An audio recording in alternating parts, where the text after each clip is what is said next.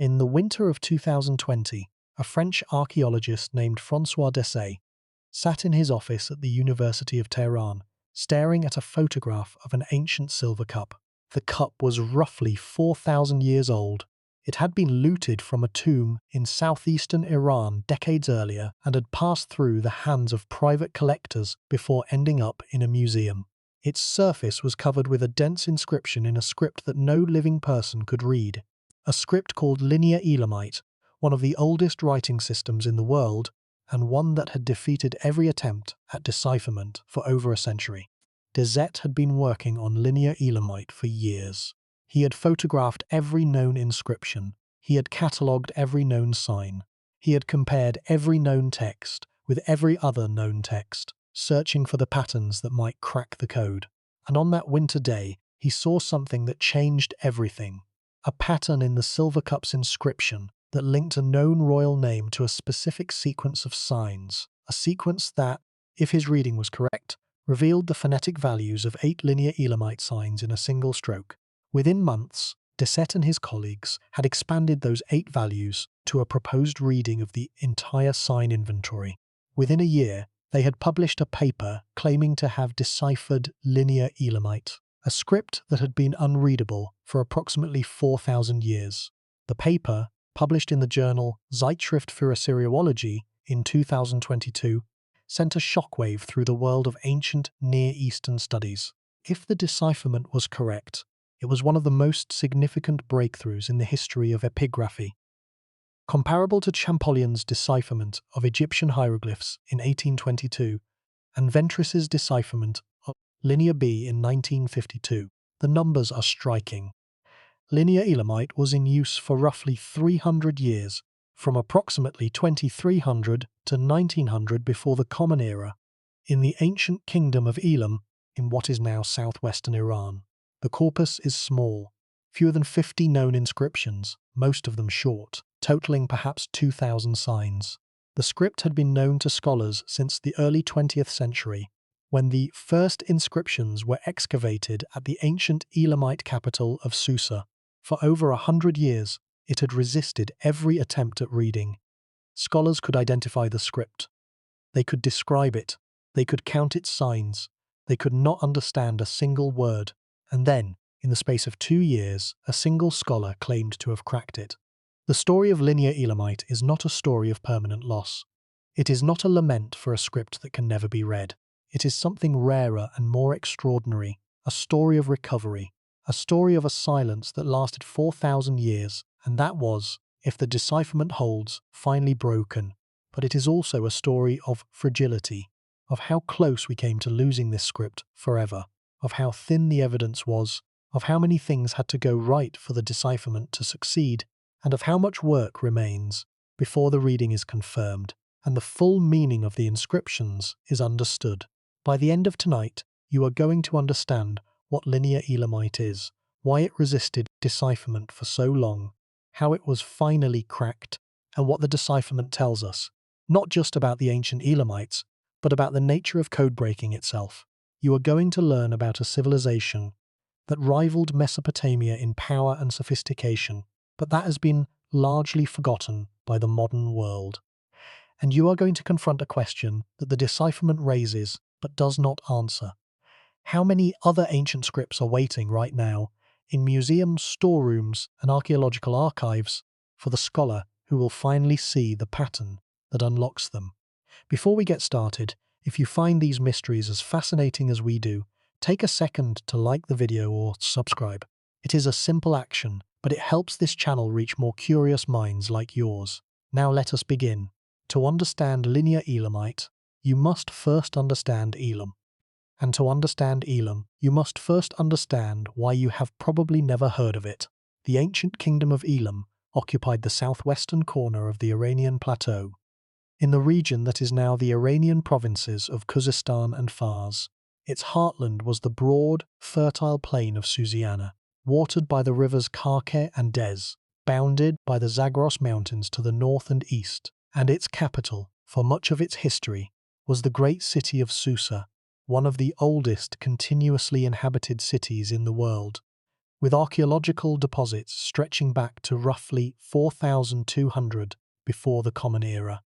Susa was a major urban center for over 4,000 years, a city that was ancient when Babylon was young, that was thriving when the pyramids of Giza were being built, and that was still a significant settlement when Alexander the Great captured it in 331 before the Common Era. The depth of Susa's archaeological deposits is staggering. The site consists of several large mounds, tells, in archaeological terminology, that rise above the surrounding plain, each representing thousands of years of accumulated human habitation. The largest mound, the Acropole, reaches a height of roughly 38 meters above the plain. 38 meters of compressed human history, layer upon layer, century upon century, civilization upon civilization. To excavate from the top of the Acropole to its base is to travel through over 5,000 years of continuous urban life, from the Islamic period at the top, through the Parthian, Achaemenid, Neo-Elamite, Middle Elamite, and Old Elamite periods, down to the proto-urban layers at the bottom that predate writing itself. The city's strategic position, at the junction of the Mesopotamian lowlands and the Iranian highlands, controlling the routes that connected the Tigris-Euphrates Valley to the resources of the Iranian plateau, made it a prize that every major power in the ancient Near East coveted and periodically seized. Susa was conquered by the Akkadians, by the third dynasty of Ur, by the Babylonians, by the Assyrians, and finally by the Persians, who made it one of the four capitals of the Achaemenid Empire. But between, and sometimes during these periods of foreign domination, Susa was an Elamite city, the heart of an Elamite kingdom that maintained its cultural identity and its political independence with remarkable tenacity across millennia of political upheaval. Elam was not a minor kingdom. At its peak, in the second and first millennia before the Common Era, it was one of the great powers of the ancient Near East, a rival to Babylon, a competitor of Assyria, a trading partner of the Indus Valley civilization, and a military force capable of sacking the Mesopotamian heartland and carrying off its treasures. The Elamite king Shutruk-Nahunt, in the 12th century before the Common Era, invaded Babylonia, conquered its cities, and carried back to Susa some of the most famous objects in the history of human civilization, including the stele bearing the Code of Hammurabi, the oldest known comprehensive legal code, which was found by French archaeologists at Susa in 1901 and which now stands in the Louvre. The Code of Hammurabi was not created at Susa. It was taken to Susa, seized as a trophy of war by an Elamite king who was powerful enough to conquer Babylon and sophisticated enough to recognize the value of what he was taking. The seizure of the Code of Hammurabi is one of the most dramatic episodes in the history of the ancient Near East, and it illustrates the relationship between Elam and Mesopotamia with vivid specificity. Shutruk-Nahunte did not merely conquer Babylonia. He systematically collected its most valuable cultural objects, stelae, statues, and inscribed monuments, and transported them to Susa, where they were displayed as trophies of Elamite power.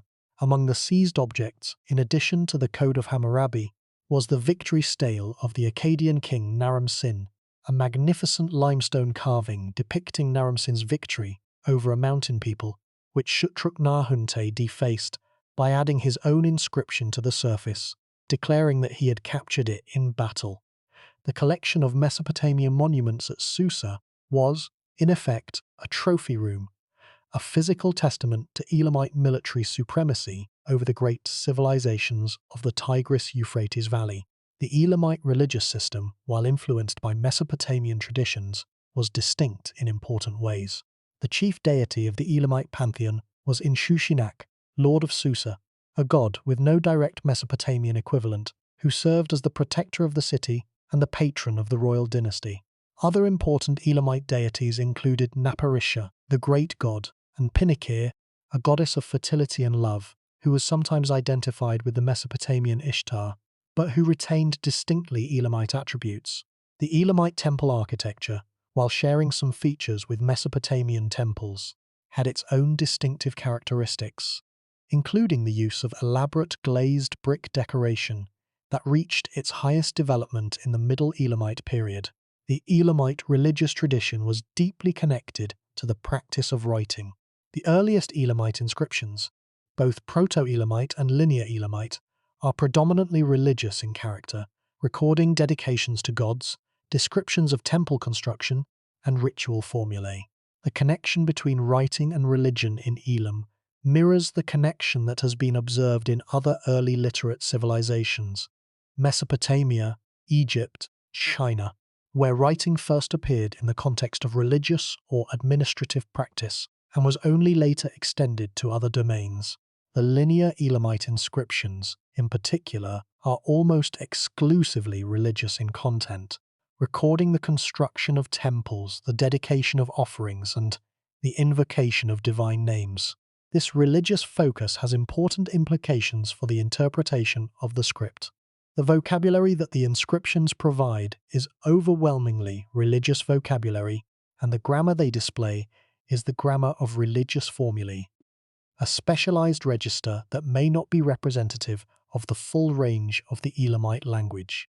This is not the profile of a marginal civilization. This is the profile of a major power, a state that stood alongside the greatest civilizations of the Bronze and Iron Ages, that competed with them militarily and economically, that developed its own distinctive art, architecture, religion, and political institutions, and that maintained its independence and its identity for over 2,000 years. And yet Elam is, in the popular imagination, almost completely unknown. The average educated person has heard of Sumer. They have heard of Babylon. They have heard of Assyria, of Egypt, of the Hittites, of the Persians. They have not heard of Elam. The civilization has been swallowed by the shadow of its better-known neighbors, overshadowed by Mesopotamia to the west, and by Persia to the east, forgotten by a historiographic tradition that has focused its attention on the Tigris-Euphrates Valley, and that has treated the Iranian plateau as a peripheral zone rather than as the center of a distinct and independently significant civilization. The neglect of Elam is not merely a popular oversight, it has affected scholarship as well. The great Mesopotamian civilizations, Sumer, Akkad, Babylon, Assyria, have been the subject of intensive archaeological and philological study for over a century and a half. Thousands of scholars, working in dozens of languages, have devoted their careers to the study of Mesopotamian history, language, art, and religion. The cuneiform tablet collections of the world's great museums contain hundreds of thousands of Mesopotamian texts, administrative records, literary works, scientific treatises, personal letters, legal documents that provide a richly detailed picture of Mesopotamian civilization across several millennia. Elam has received a fraction of this attention. The number of scholars specializing in Elamite studies at any given time can be counted on two hands. The Elamite textual corpus, while substantial, is a fraction of the size of the Mesopotamian corpus. The archaeological exploration of the Elamite heartland, the Iranian provinces of Khuzestan and Fars, has been interrupted by political instability, restricted by government regulations, and hampered by the practical difficulties of working in a region that is far from the major research universities of Europe and North America.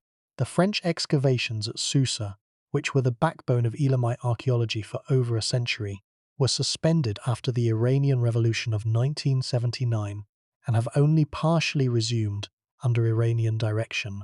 The result is a civilization that is simultaneously one of the most important and one of the least studied in the ancient world. Elam was a peer of Sumer, a rival of Babylon, a partner of the Indus Valley civilization, and the ancestor of the Persian Empire. Its cultural and political influence shaped the history of the ancient Near East for over 2,000 years, and it is, in the 21st century, known primarily to specialists, a civilization that most histories of the ancient world mention in passing and then forget. The Elamite contribution to the broader history of civilization extends beyond politics and warfare. The Elamites developed a distinctive artistic tradition, characterized by bronze casting, cylinder seal carving, and monumental stone sculpture that combined Mesopotamian influences with indigenous Iranian elements to produce a body of art that is recognizably Elamite and recognizably different from anything produced by their neighbors. The rock relief at Nakshi Rostam, near the ancient Elamite city of Anshan, is one of the oldest monumental rock carvings in Iran, a tradition that the Persians would later adopt, and that would culminate in the great rock reliefs of the Achaemenid and Sasanian periods. The ziggurats of Elam, including the great ziggurat at Chogazanbil, built by the Elamite king Untashnaparisha around 1300 before the Common Era, are among the best preserved examples of this architectural form anywhere in the world. The Chogazanbil ziggurat, which is a UNESCO World Heritage Site, stands to a height of roughly 25 meters, approximately half its original height, and provides a vivid sense of the monumental ambition and the engineering skill of the Elamite builders. The neglect of Elam in popular history is partly a consequence of the difficulty of the evidence. The Elamites wrote in multiple scripts over the course of their long history. The earliest Elamite writing, known as Proto-Elamite, appeared around 3300 before the Common Era, roughly contemporaneous with the earliest Sumerian proto-cuneiform, and it remains undeciphered. Proto-Elamite is one of the oldest writing systems in the world, and one of the most enigmatic, a script of over 1,000 distinct signs, used for what appear to be administrative purposes, found at sites across the Iranian plateau, and utterly resistant to interpretation. The Proto-Elamite corpus is substantial, roughly 1,600 tablets, but the script has no confirmed bilingual parallels, no identified language, and no established reading of any sign.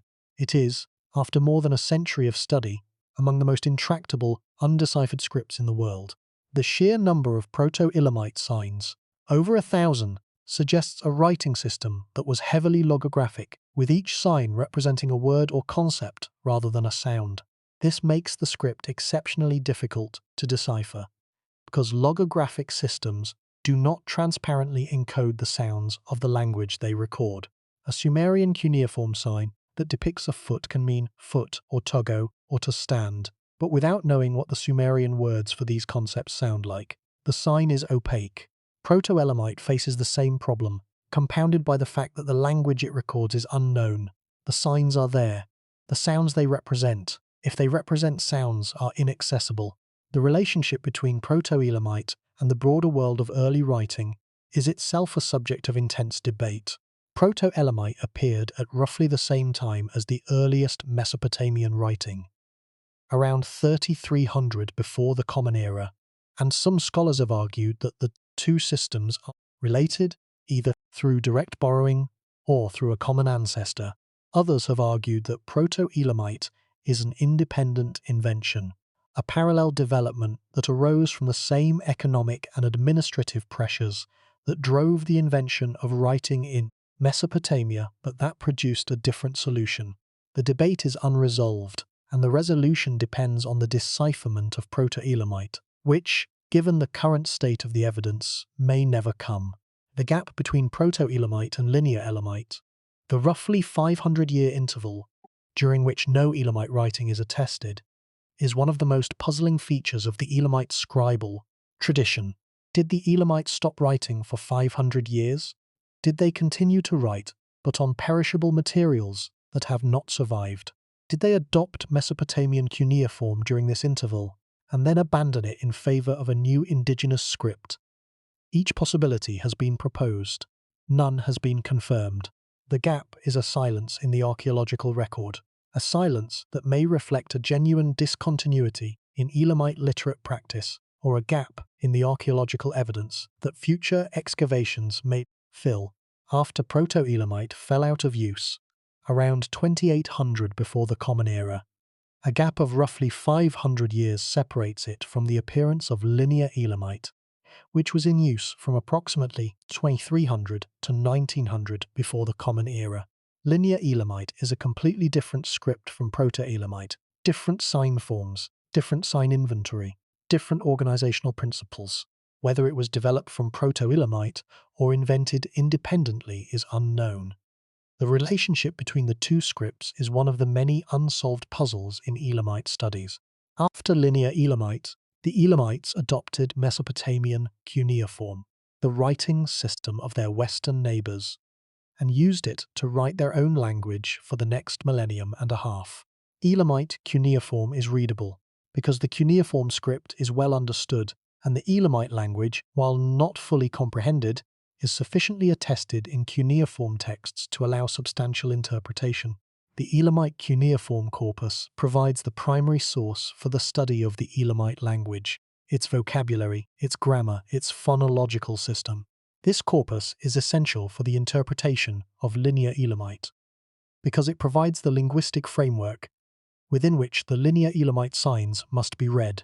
If Linear Elamite records the Elamite language, as is universally assumed, then the readings of Linear Elamite signs must produce words and grammatical forms that are consistent with what is known about Elamite from the cuneiform corpus. The Elamite language, as known from the cuneiform corpus, is itself one of the more enigmatic languages of the ancient world. Like Etruscan, Elamite is a linguistic isolate, a language with no confirmed relatives in any known language family. It is not Indo-European. It is not Semitic.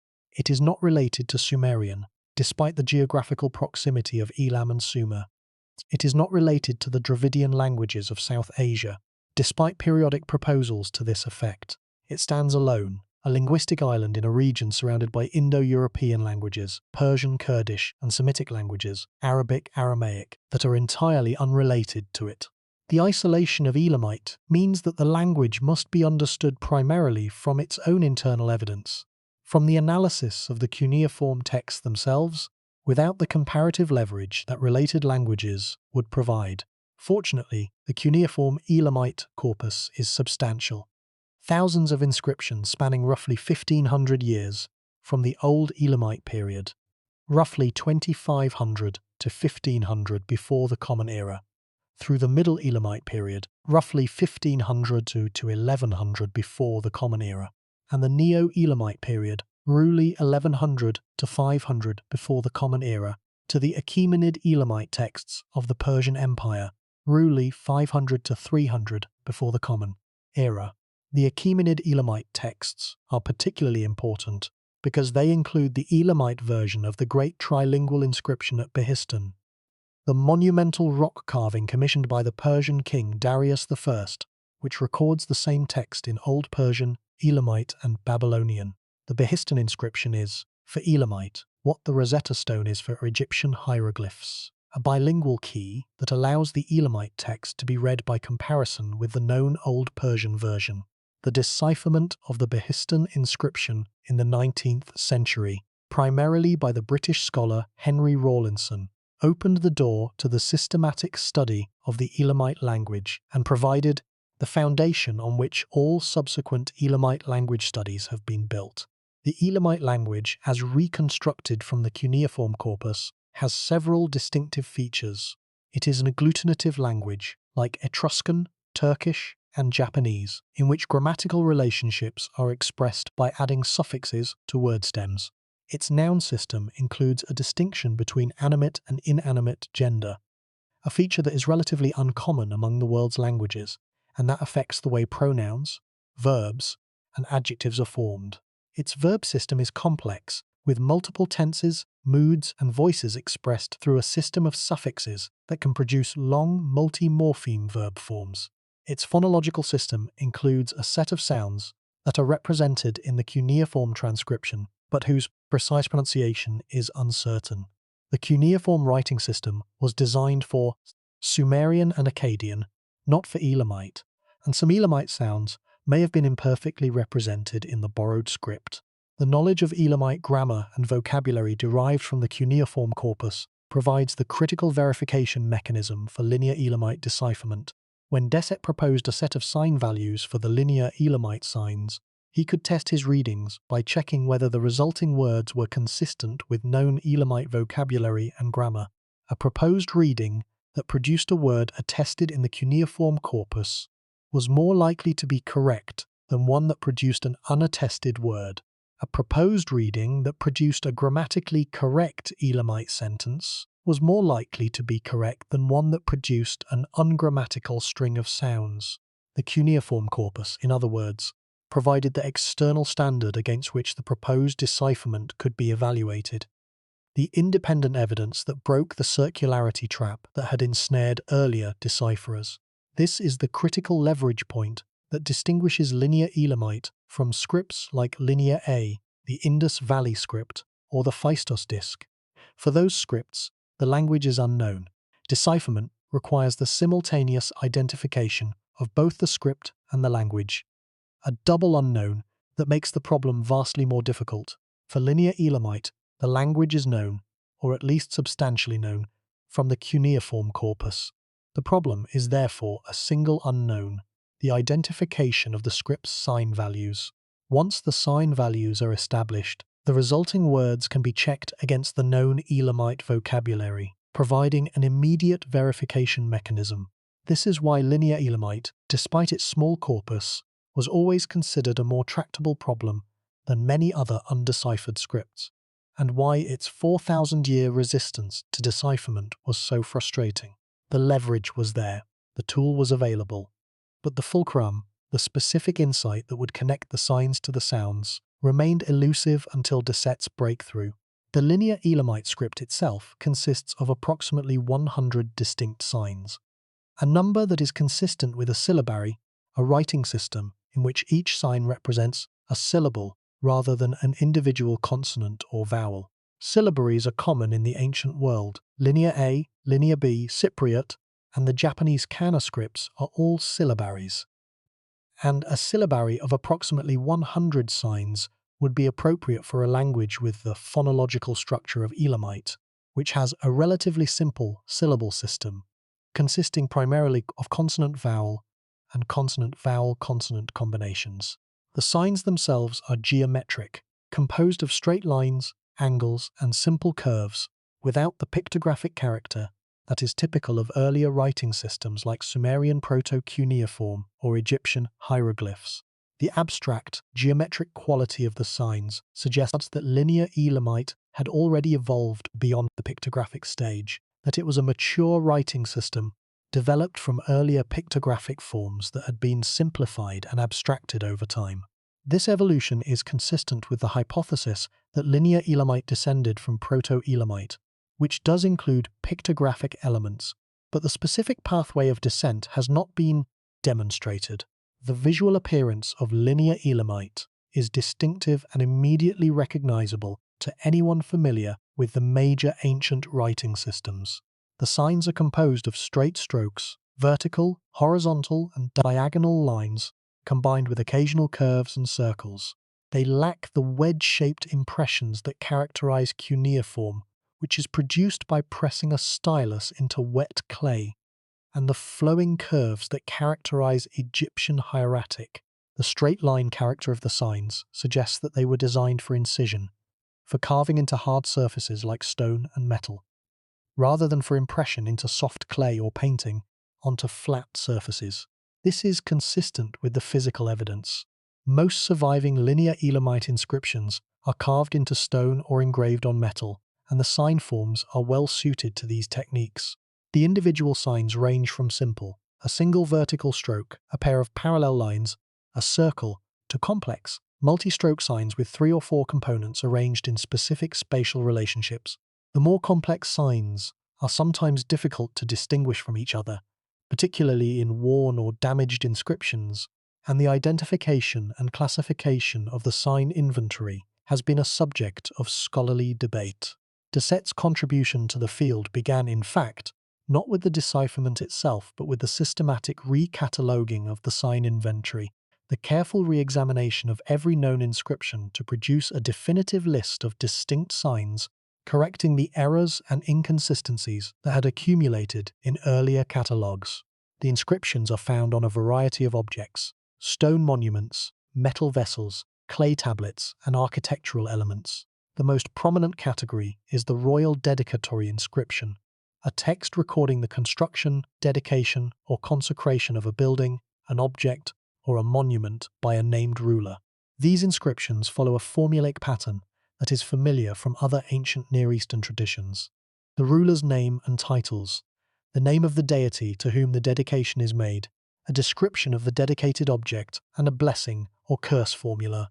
The formulaic character of the inscriptions is both an advantage and a limitation for decipherment. An advantage because the repeated patterns provide structural clues, a limitation because the limited vocabulary and the narrow range of content restrict the amount of linguistic information that can be extracted. A smaller number of linear Elamite inscriptions appear on clay tablets and may record administrative or economic transactions, lists of goods, accounts, or records of some kind. These tablets are generally short and poorly preserved, and their content is even more difficult to interpret than the dedicatory inscriptions because the formulaic patterns are less clear and the vocabulary is less constrained.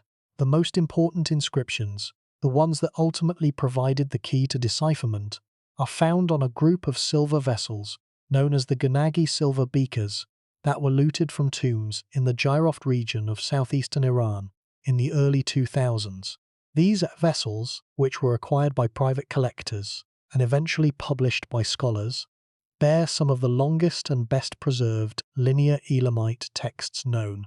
Their importance for the decipherment cannot be overstated.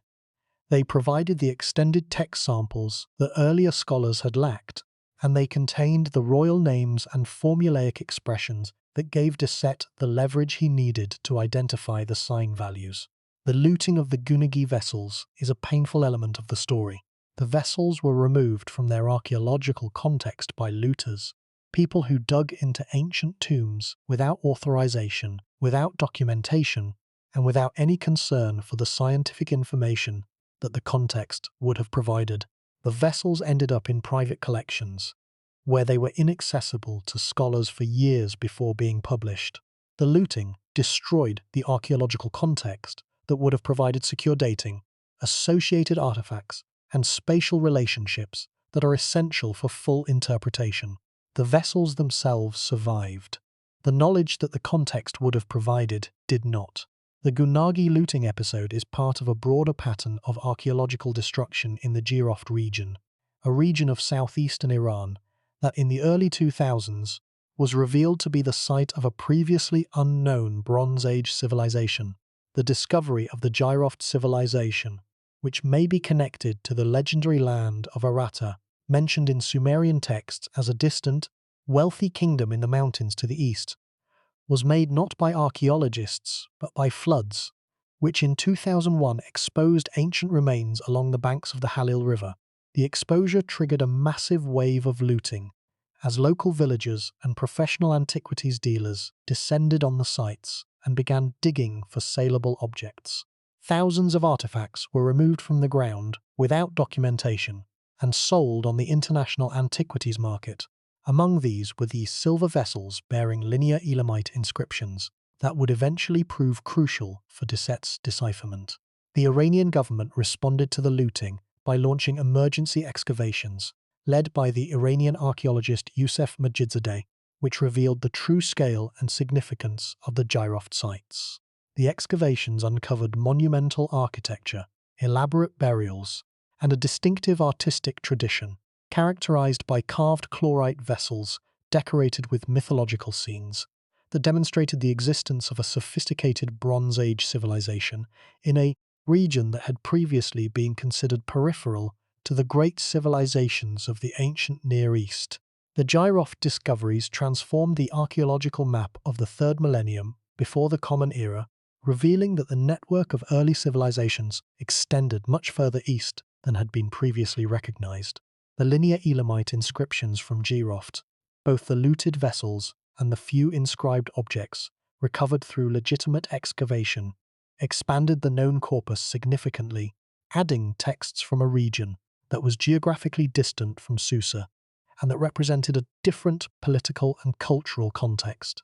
This geographical expansion was critical for the decipherment because it provided the diversity that the Susa-centered corpus had lacked. The Jiroft texts used the same script as the Susa texts, the same sign forms, the same organizational principles, but they recorded different names, different titles, and different formulaic expressions. The overlap between the two corpora provided cross-references. The differences provided new data. Together, the Susa and Jiroft corpora gave Dissett the critical mass of material that his predecessors had lacked. The irony is that the looted vessels, the objects whose recovery was the product of a criminal act, turned out to be the key to the decipherment. Without the Gunagi beakers, Deset would not have had the extended text he needed. Without the extended texts, the pattern that unlocked the script would not have been visible. The decipherment of linear Elamite was made possible, in part, by an act of cultural destruction. The code was cracked, using evidence that should never have been removed from the ground. This is not a comfortable fact, but it is a fact, and it illustrates the complex, sometimes morally ambiguous relationship between scholarship and the archaeological black market.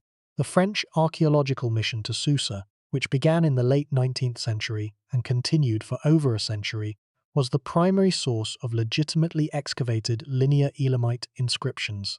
The French archaeologists, beginning with Marcel-Auguste Dieulafoy in the 1880s and continuing through Jacques de Morgan, Roland Mecanem, and Roman Gershman in the 20th century, uncovered a wealth of Elamite material at Susa, including monumental inscriptions, administrative tablets, and architectural remains that documented the development of Elamite civilization from its earliest phases to its absorption into the Persian Empire.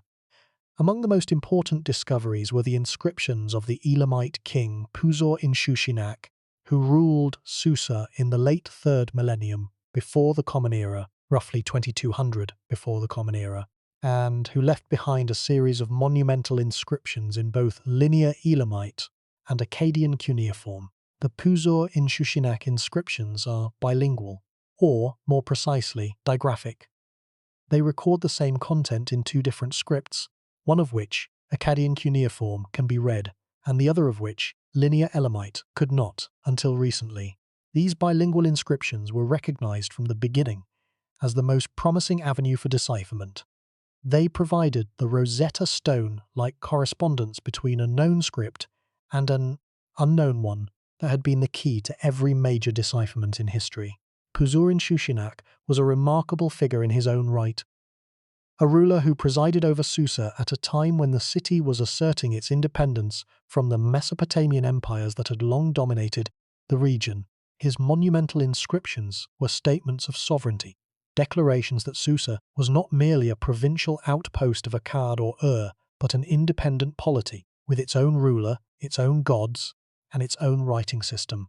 The use of linear Elamite alongside Akkadian cuneiform was itself a political act, a declaration that the Elamite script was the equal of the Mesopotamian script, that the Elamite language deserved a writing system of its own, and that the Elamite identity was distinct from and not subordinate to the Mesopotamian identity. The specific inscriptions of Puzur-Inshushinak that have proved most useful for decipherment include a series of stone tablets and foundation deposits found at the Susa Acropolis. These inscriptions record the construction of temples and other structures dedicated to the god Inshushinak, the patron deity of Susa, whose name means Lord of Susa in the Elamite language. The Akkadian versions of these inscriptions provide the names and titles of the ruler, the name of the deity, and the purpose of the construction, information that can be used to identify corresponding elements in the linear Elamite versions. The identification of names was straightforward. The name Puzur-Inshushinak appeared in both the Akkadian and the linear Elamite versions, and the sign sequences that spelled the name in each version could be directly compared. This comparison yielded a small but critical set of sign values, the values of the signs that spelled the ruler's name. Similarly, the name Inshushinak yielded additional values, but the names, however valuable, provided only a handful of sign readings, perhaps 8 to 12 out of the approximately 100 signs in the linear Elamite inventory.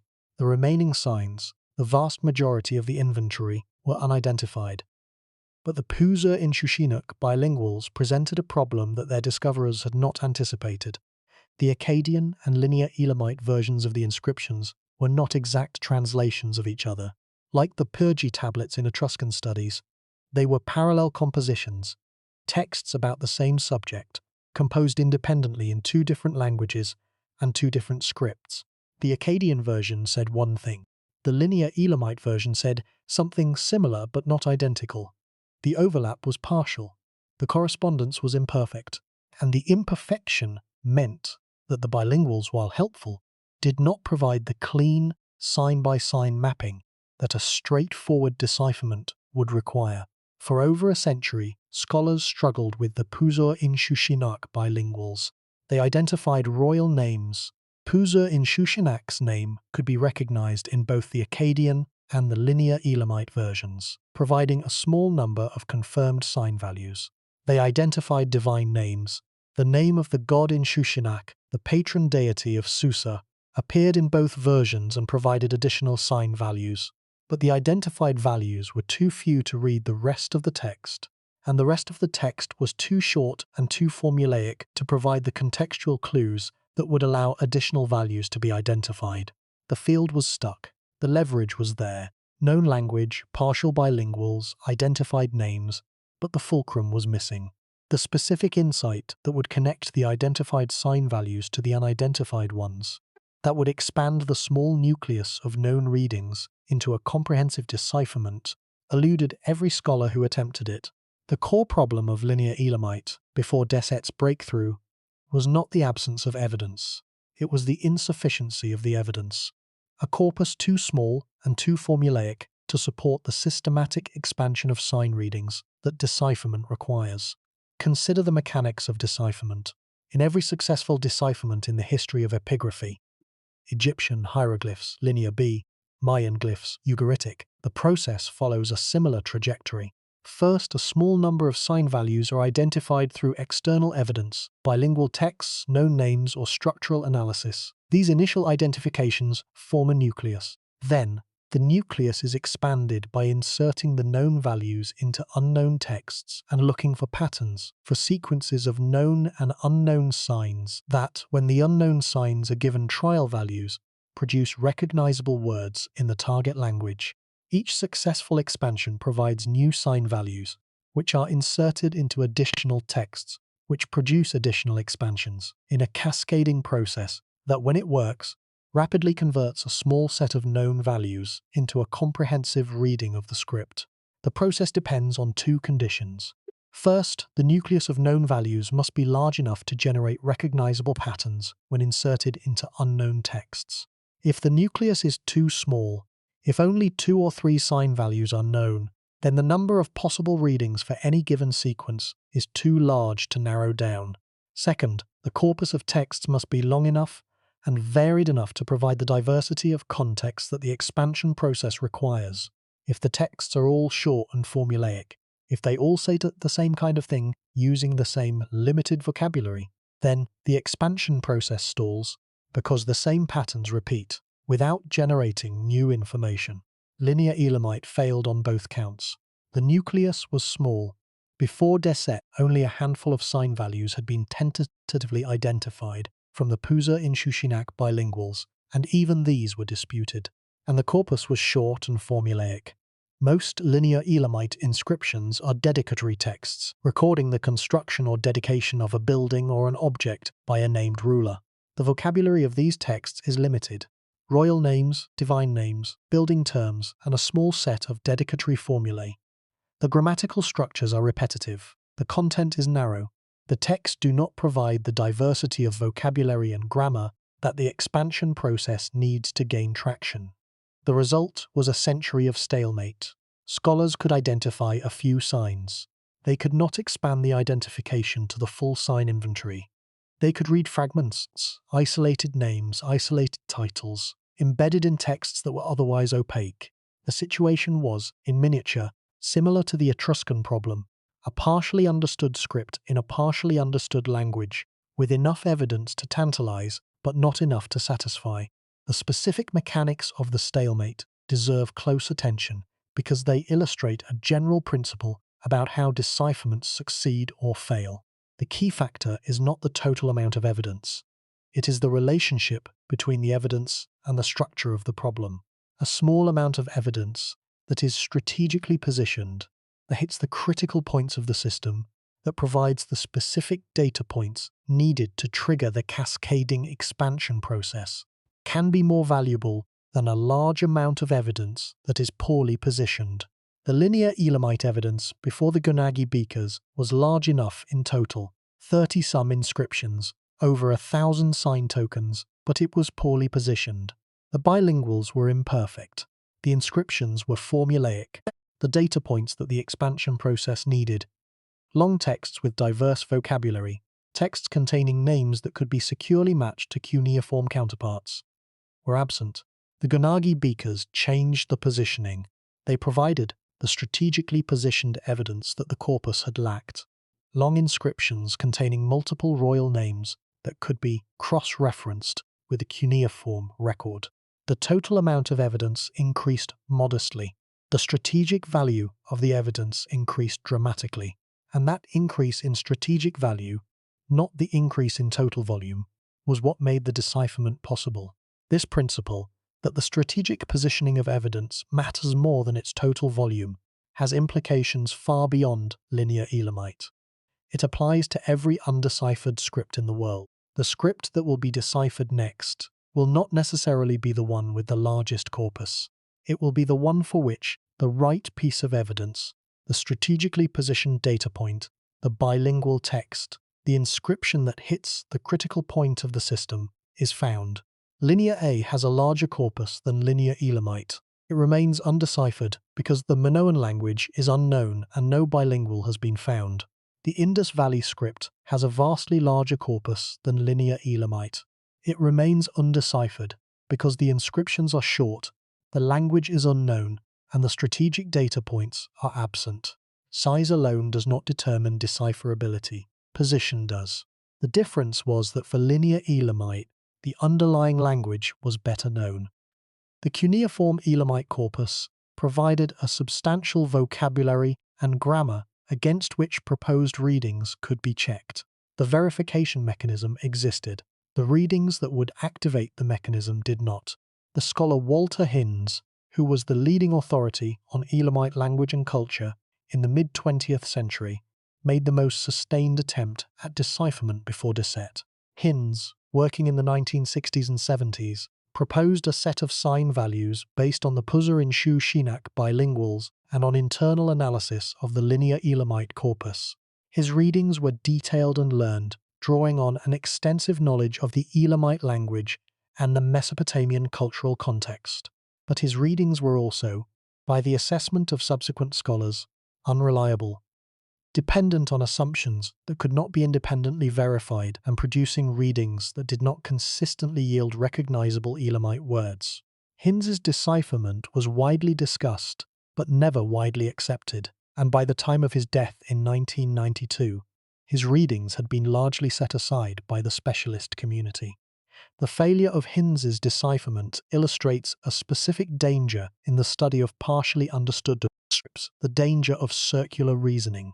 Hinds began with a small set of tentatively identified sign values. He used these values to propose readings of unknown signs. He then used the proposed readings to produce translations of the texts, and he cited the translations as evidence for the correctness of the proposed readings. The logic was circular. The readings justified the translations, and the translations justified the readings, but neither was independently confirmed. The circle was internally consistent but externally unverifiable. Hinds's system worked within its own assumptions. It could not be tested against independent evidence because no independent evidence existed. This circularity trap is a perennial hazard of decipherment work. Every proposed decipherment is, at its initial stage, circular. The sign values are proposed on the basis of assumptions, and the assumptions are justified on the basis of the sign values. The circle is broken only when the proposed values produce results that can be independently verified, when they yield words that are known from other sources, grammatical forms that are consistent with established paradigms, or historical information that is confirmed by external evidence. Hinds's readings did not consistently produce such independently verifiable results. The circle remained unbroken, and the decipherment, however learned and however detailed, remained unconfirmed. The Finnish scholar Pekka Aalto and the French eranologist François Vallat also attempted partial decipherments in the 1980s and 90s, each proposing different sets of sign values and producing different readings. Neither achieved consensus. The field, by the turn of the 21st century, was in a state of informed resignation, aware that the script was probably decipherable, given the known language and the available bilinguals, but unable to find the specific combination of insights and evidence that would make decipherment possible. The informed resignation was not defeatism. It was an honest assessment of the relationship between the evidence and the problem. The scholars who worked on linear Elamite in the late 20th and early 21st centuries were not giving up. They were acknowledging, with the intellectual honesty that good scholarship demands, that the evidence they possessed was insufficient for the task they had set themselves. This acknowledgement was itself a scholarly contribution. It defined the boundaries of the possible, it identified the specific types of new evidence that would be needed, and it preserved the accumulated knowledge of the field in a form that could be used by future scholars who might, if the evidence improved, succeed where their predecessors had failed. The specific types of evidence that scholars identified as necessary for a breakthrough included longer inscriptions, which would provide more sign tokens and more diverse vocabulary, inscriptions from regions other than Susa, which would provide geographical diversity and potentially different content, inscriptions containing royal names that could be cross-referenced with the cuneiform corpus, and, most importantly, true bilingual inscriptions, texts that recorded the same content in linear Elamite and in a known script, with a close and consistent correspondence between the two versions. The scholars could describe what they needed, they could not produce it. The production of new evidence was the province of archaeologists, and, unfortunately, of looters. And neither archaeologists nor looters could be directed to produce the specific evidence that the epigraphers required. The dependence on archaeological chance, on the unpredictable, uncontrollable process by which the ground yields or withholds its contents, is one of the most frustrating features of epigraphic work. A linguist working on a living language can gather new data at will, by interviewing speakers, by analyzing recordings, by conducting experiments. An epigrapher working on an ancient script cannot gather new data at all. The epigrapher depends entirely on what the ground provides, on the inscriptions that have been found, and on the inscriptions that might be found in the future. The epigrapher is, in the most literal sense, at the mercy of the earth. But here is the problem. The stalemate was not merely a matter of insufficient cleverness, it was a matter of insufficient data. The linear Elamite corpus, as known before the early 2000s, consisted of roughly 30 inscriptions, most of them short, many of them fragmentary, and all of them from a narrow geographical and chronological range. The total number of sign tokens, individual sign occurrences across the entire corpus, was perhaps 1,200 to 1,500. This is a small corpus by any standard. For comparison, the linear B corpus that Ventris worked with contained roughly 30,000 sign tokens, 20 times larger than the linear Elamite corpus. The Mayan corpus that enabled the breakthrough in Mayan decipherment contained tens of thousands of sign tokens. The linear Elamite corpus was, in terms of the data available for analysis, one of the smallest corpora ever subjected to a serious decipherment attempt. The smallness of the corpus had specific quantifiable consequences.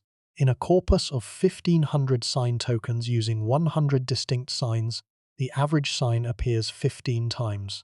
15 occurrences is enough to determine the frequency of a sign, but not enough to determine its combinatorial behavior, which signs it tends to appear next to, which positions in a word it tends to occupy, which grammatical contexts it tends to occur in.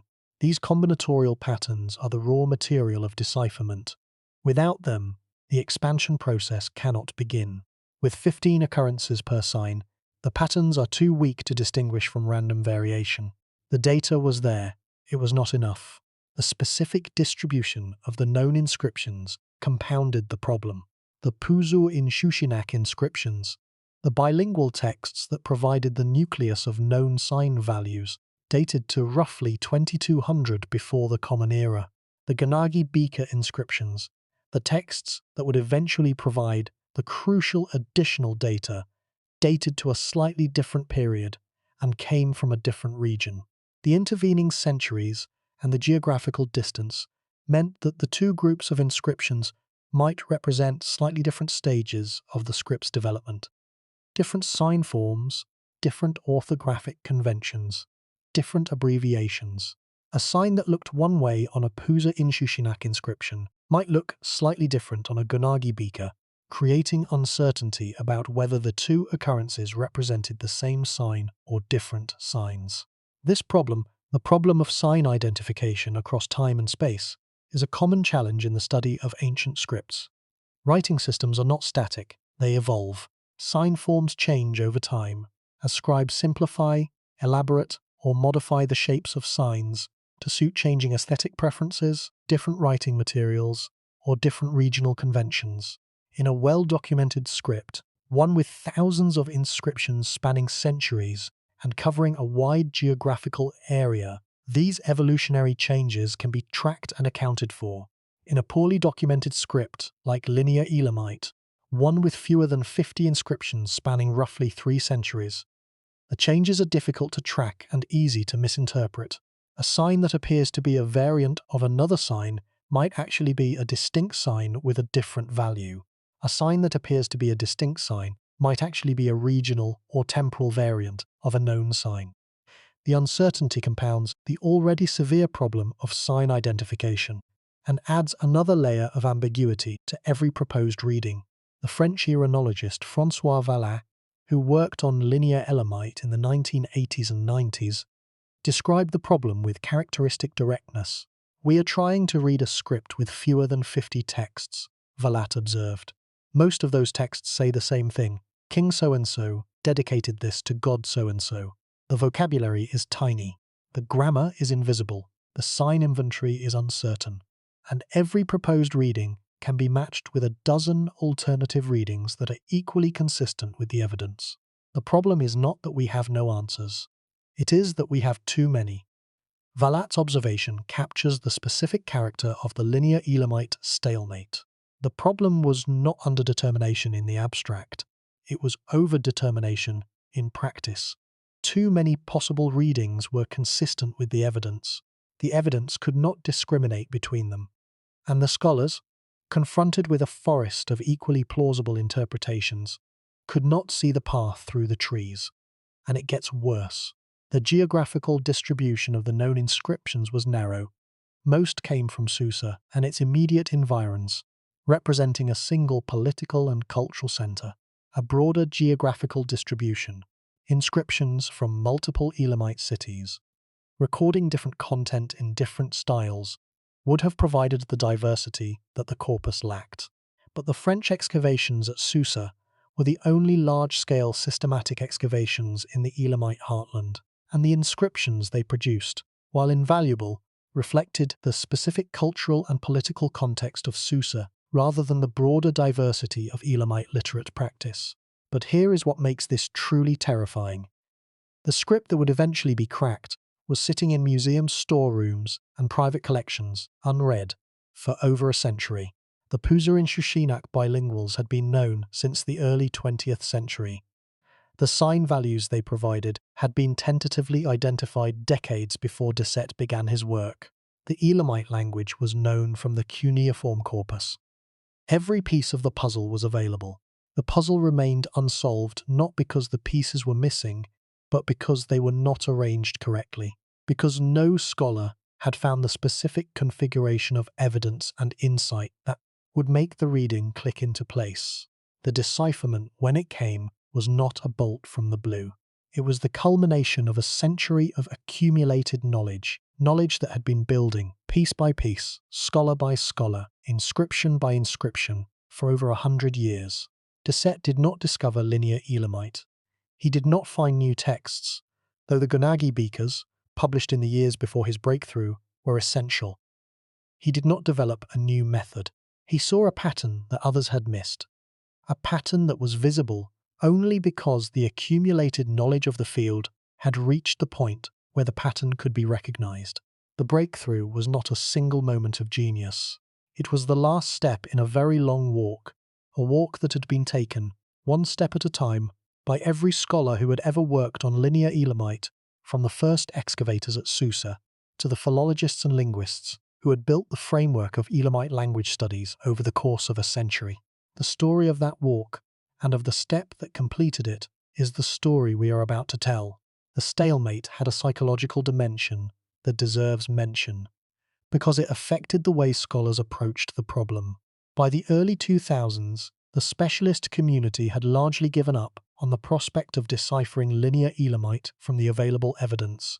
The corpus was too small, the bilinguals were too imperfect, the previous attempts had failed. A kind of learned pessimism had settled over the field, a resignation that was not defeatism but realism, based on an honest assessment of the available evidence and the track record of previous attempts. This pessimism meant that when Dissett began publishing his preliminary results, first in conference presentations and then in journal articles, the initial reaction from the specialist community was skepticism rather than excitement. Scholars had seen proposed decipherments of linear Elamite before. They had evaluated them carefully and found them wanting. They were not inclined to accept a new proposal uncritically, regardless of how detailed or how internally consistent it appeared. The burden of proof was high, and the community was determined to hold Dissett to the same standard to which it had held Hinz, Alto, and Valat. This skepticism was healthy and appropriate, in a field where premature claims of decipherment have been made repeatedly. Not just for linear Elamite, but for many other undeciphered scripts, a rigorous standard of evidence is essential. The history of epigraphy is littered with proposed decipherments that were announced with fanfare, published in prominent journals, covered by the media, and subsequently found to be wrong. The Fisher decipherment of Rongorongo, the Forfochenor decipherment of the Phaistos disc, the many claimed decipherments of Proto-Elamite. Each one seemed convincing to its author. Each one failed to withstand scrutiny. The specialist community, burned by these experiences, approached Dissett's claim with the caution that the history of the field demanded. The caution was warranted, but the claim, as it would turn out, was different from its predecessors. The reasons for the difference, the specific features of Dissett's decipherment that distinguished it from earlier attempts, and that gave it a credibility that earlier attempts had lacked, are the subject of the next section. The transition from stalemate to breakthrough did not happen overnight. It happened over a period of approximately 10 years, from roughly 2010, when Dissett began his systematic re-examination of the linear Elamite corpus, to 2020, when he identified the pattern on the Gunagi silver cup that triggered the cascade of sign identifications. During this decade, Dissett undertook several preparatory steps that were essential for the eventual breakthrough. First, he recatalogued the sign inventory. Previous catalogues had been compiled by different scholars using different criteria, producing inventories that disagreed on the number of distinct signs, on the classification of sign variants, and on the identification of individual signs in specific inscriptions. Dissett reviewed every known inscription, redrew every sign, and produced a comprehensive catalogue that resolved the discrepancies and established a single, consistent inventory of approximately 100 distinct signs. Second, he re-examined the Puzarin-Shushinak bilinguals with fresh eyes and with access to improved photographic documentation. High-resolution images taken with modern cameras under controlled lighting conditions. The improved images revealed details that had been invisible in the earlier photographs on which previous scholars had relied: faint strokes, subtle differences in sign form, and spatial relationships between signs that clarified ambiguities in the earlier readings. Third, and most critically, he integrated the Ghanagi beaker inscriptions, the text from southeastern Iran that had been published in the years before his breakthrough, into his analysis. The beaker inscriptions were longer than most of the Susu inscriptions and contained royal names that could be cross-referenced with names known from the cuneiform corpus. One name in particular, the name of a ruler who was attested in both linear Elamite and cuneiform sources, provided the crucial link. When Dissett matched the linear Elamite spelling of this name to its known cuneiform transcription, the match yielded 8 new sign values that, when inserted into other inscriptions, produced recognizable Elamite words. The cascade had begun. The cascade was not instantaneous. It was a process of iterative testing, proposing values, inserting them into texts, checking the results against the known Elamite vocabulary, revising the proposals where necessary, and expanding the set of known values as each successful reading generated new data points. The process took months. Each step was checked, rechecked, and verified against multiple inscriptions. The internal consistency of the emerging system was monitored at every stage, and with each step the picture became clearer. The signs resolved into sound. The sounds resolved into words. The words resolved into sentences, and the sentences resolved into the formulaic royal dedications that had been locked in the linear Elamite inscriptions for 4,000 years. The decipherment, when it was finally published, was not a single brilliant insight. It was the product of a decade of meticulous, systematic, unglamorous scholarly work. The recataloguing of signs, the re-examination of bilinguals, the integration of new evidence, and the patient, iterative application of the standard methods of epigraphic analysis. Decet's breakthrough was not a revolution, it was the culmination of an evolution, the final step in a process that had been building, slowly and invisibly, for over a century. The decipherment of linear Elamite, as proposed by François Decet and published in 2022, is among the most detailed, most systematic, and most rigorously documented decipherment proposals of the 21st century. It is also among the most debated. What follows is an examination of the decipherment itself, its method, its evidence, its claims, its reception, and the questions it raises about how we determine whether a proposed decipherment is correct. The first exploration is the method, the specific analytical procedure that Decet used to identify the sign values. Decet's method followed the classic decipherment trajectory: nucleus identification followed by systematic expansion. The nucleus consisted of the sign values that could be established with high confidence from the Pusur in Shushinak bilinguals, the signs that spelled the names of the ruler and his patron deity.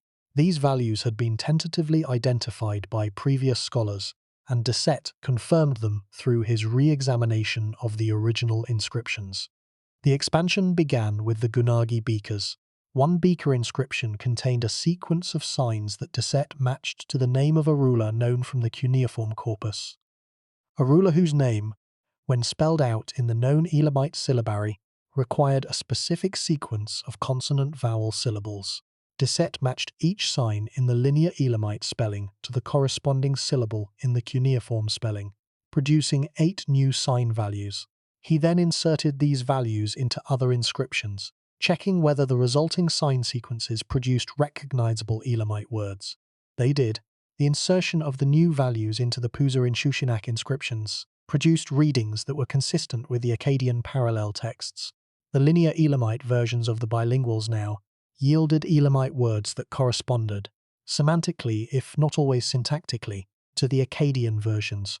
The specific mechanics of the cascade are worth examining in detail, because they illustrate how a decipherment builds momentum.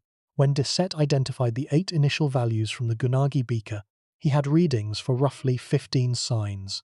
The 8 new values, plus the 7 or so previously identified from the Pusur in Shushinak bilinguals. 15 known values out of 100 total signs means that roughly 15% of the signs in any given inscription could be read.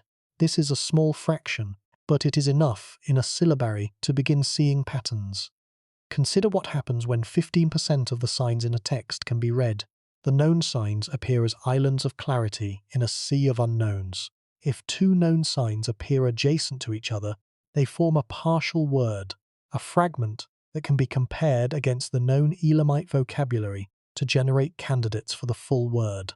If one of the candidates fits, if a known Elamite word begins with the 2 known syllables and continues with a syllable that matches the unknown sign's position in the sign inventory, then the unknown sign can be tentatively assigned the value of the missing syllable. The assignment is then tested against other inscriptions. If the same sign, given the same value, produces coherent results in other contexts, the assignment is confirmed. If it does not, the assignment is revised. This iterative process, identify a candidate, test it against other inscriptions, confirm or revise, is the engine of every successful decipherment. The engine runs faster as the number of known signs increases, because each additional known sign increases the probability of finding adjacent known-unknown pairs that can be resolved. At 15% known, the engine runs slowly. Most sign sequences contain too many unknowns to be resolved. At 30% known, the engine accelerates. Enough signs are known to begin reading partial sentences. At 50% known, the engine is running at full speed. Most inscriptions can be substantially read, with only scattered unknown signs that can be resolved through context. At 70% known, which is approximately where Deset's decipherment stands, the inscriptions are largely readable, with a minority of signs still unidentified. The acceleration of the cascade is one of the most characteristic features of a successful decipherment. The process starts slowly, painfully slowly, as the scholar grinds through the initial identifications with little to show for each hour of work. Then it picks up speed.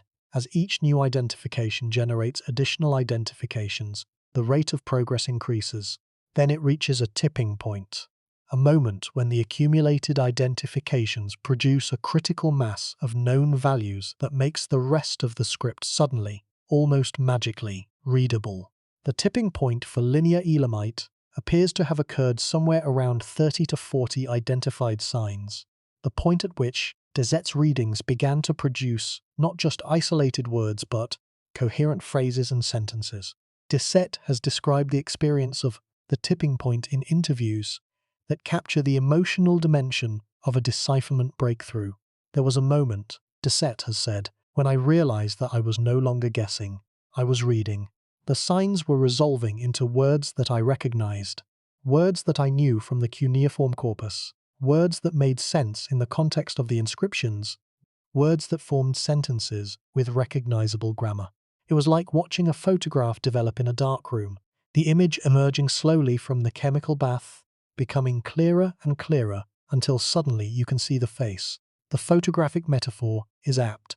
A decipherment does not happen all at once. It develops, gradually, unevenly, with some parts of the image becoming clear before others. The royal names were the first to emerge, clear, sharp, unmistakable. The divine names followed, slightly less clear, but still recognizable. The dedicatory formulae came next, phrases that matched known patterns from the cuneiform corpus, producing readings that were coherent and contextually appropriate. The specific vocabulary, the words for temple, vessel, offering lord, emerged last, as the accumulating sign values produced readings that could be matched, word by word, to the known Elamite lexicon. The process was iterative. Each confirmed reading produced additional sign values. Each additional value was inserted into other inscriptions.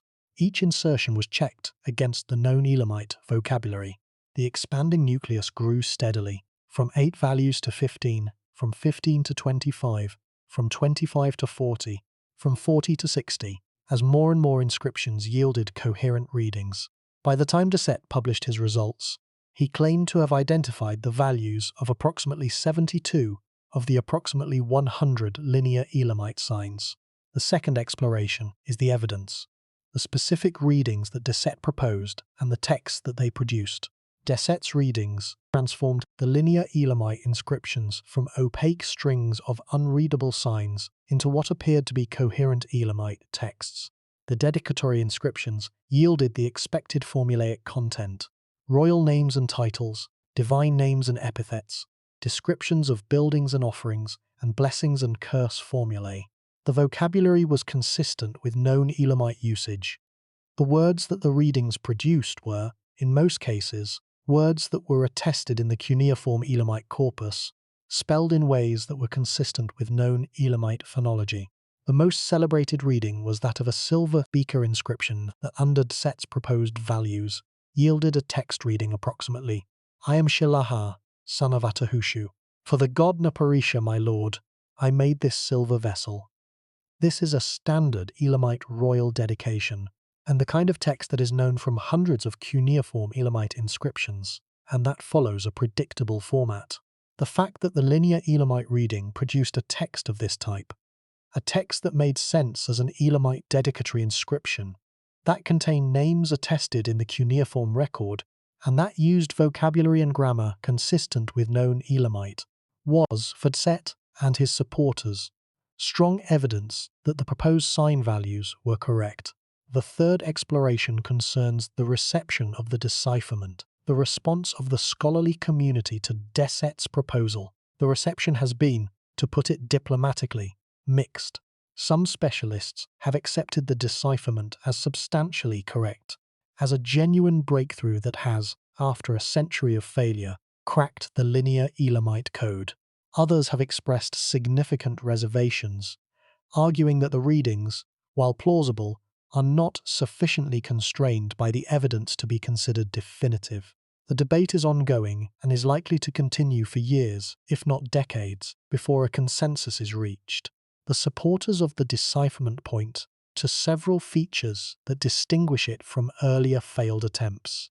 First, the readings produce recognizable Elamite words, words that are attested in the cuneiform corpus, spelled in ways that are phonologically consistent. This is a critical test that previous proposed decipherments, hinzes, altos, valats, had failed. Second, the readings are internally consistent. The same sign values produce coherent results across multiple inscriptions from different sites and different periods. This consistency is difficult to achieve by chance and suggests that the values are correct. Third, the readings are predictive. They allow the scholar to make predictions about what new inscriptions will say before they are fully analysed, and these predictions have, in several cases, been confirmed by subsequent analysis.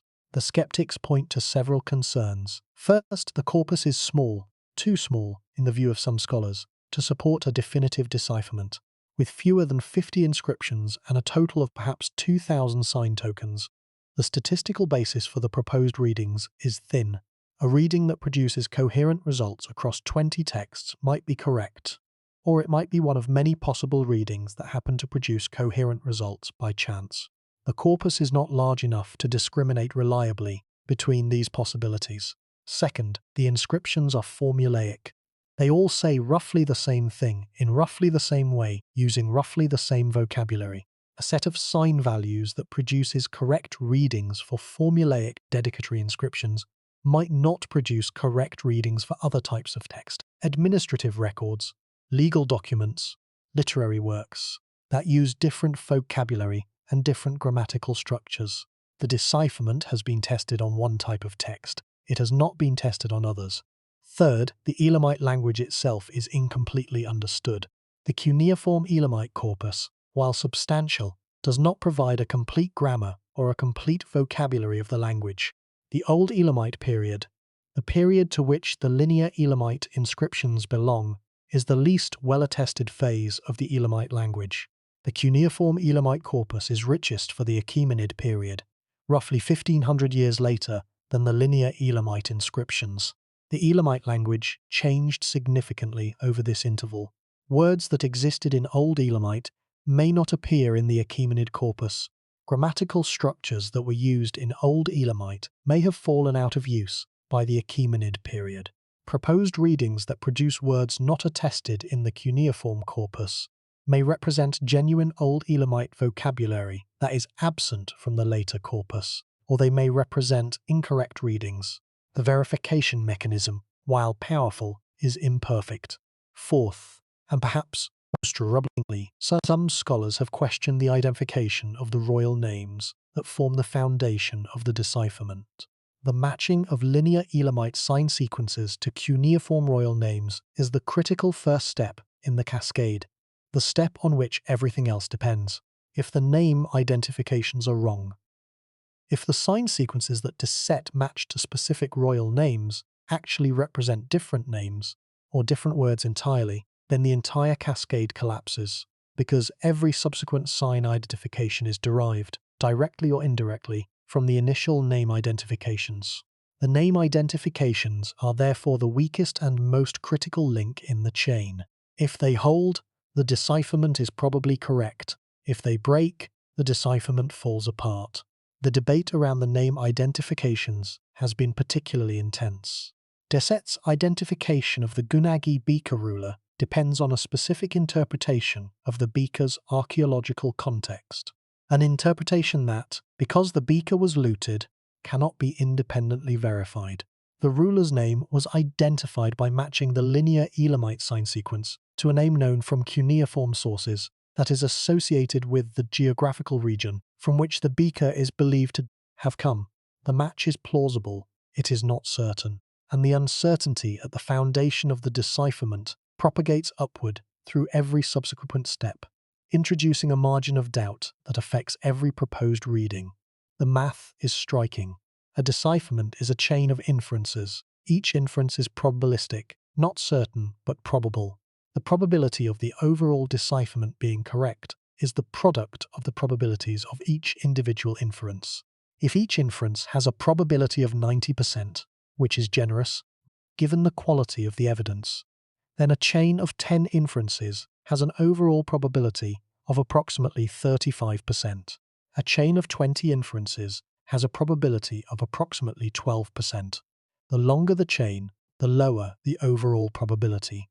The linear Elamite decipherment involves a chain of dozens of inferences, from the initial name identifications through the cascading sign readings to the final transliterations. Even if each individual inference is highly probable, the cumulative probability of the entire chain being correct may be substantially lower than any individual link. This probabilistic analysis is not a reason to reject the decipherment.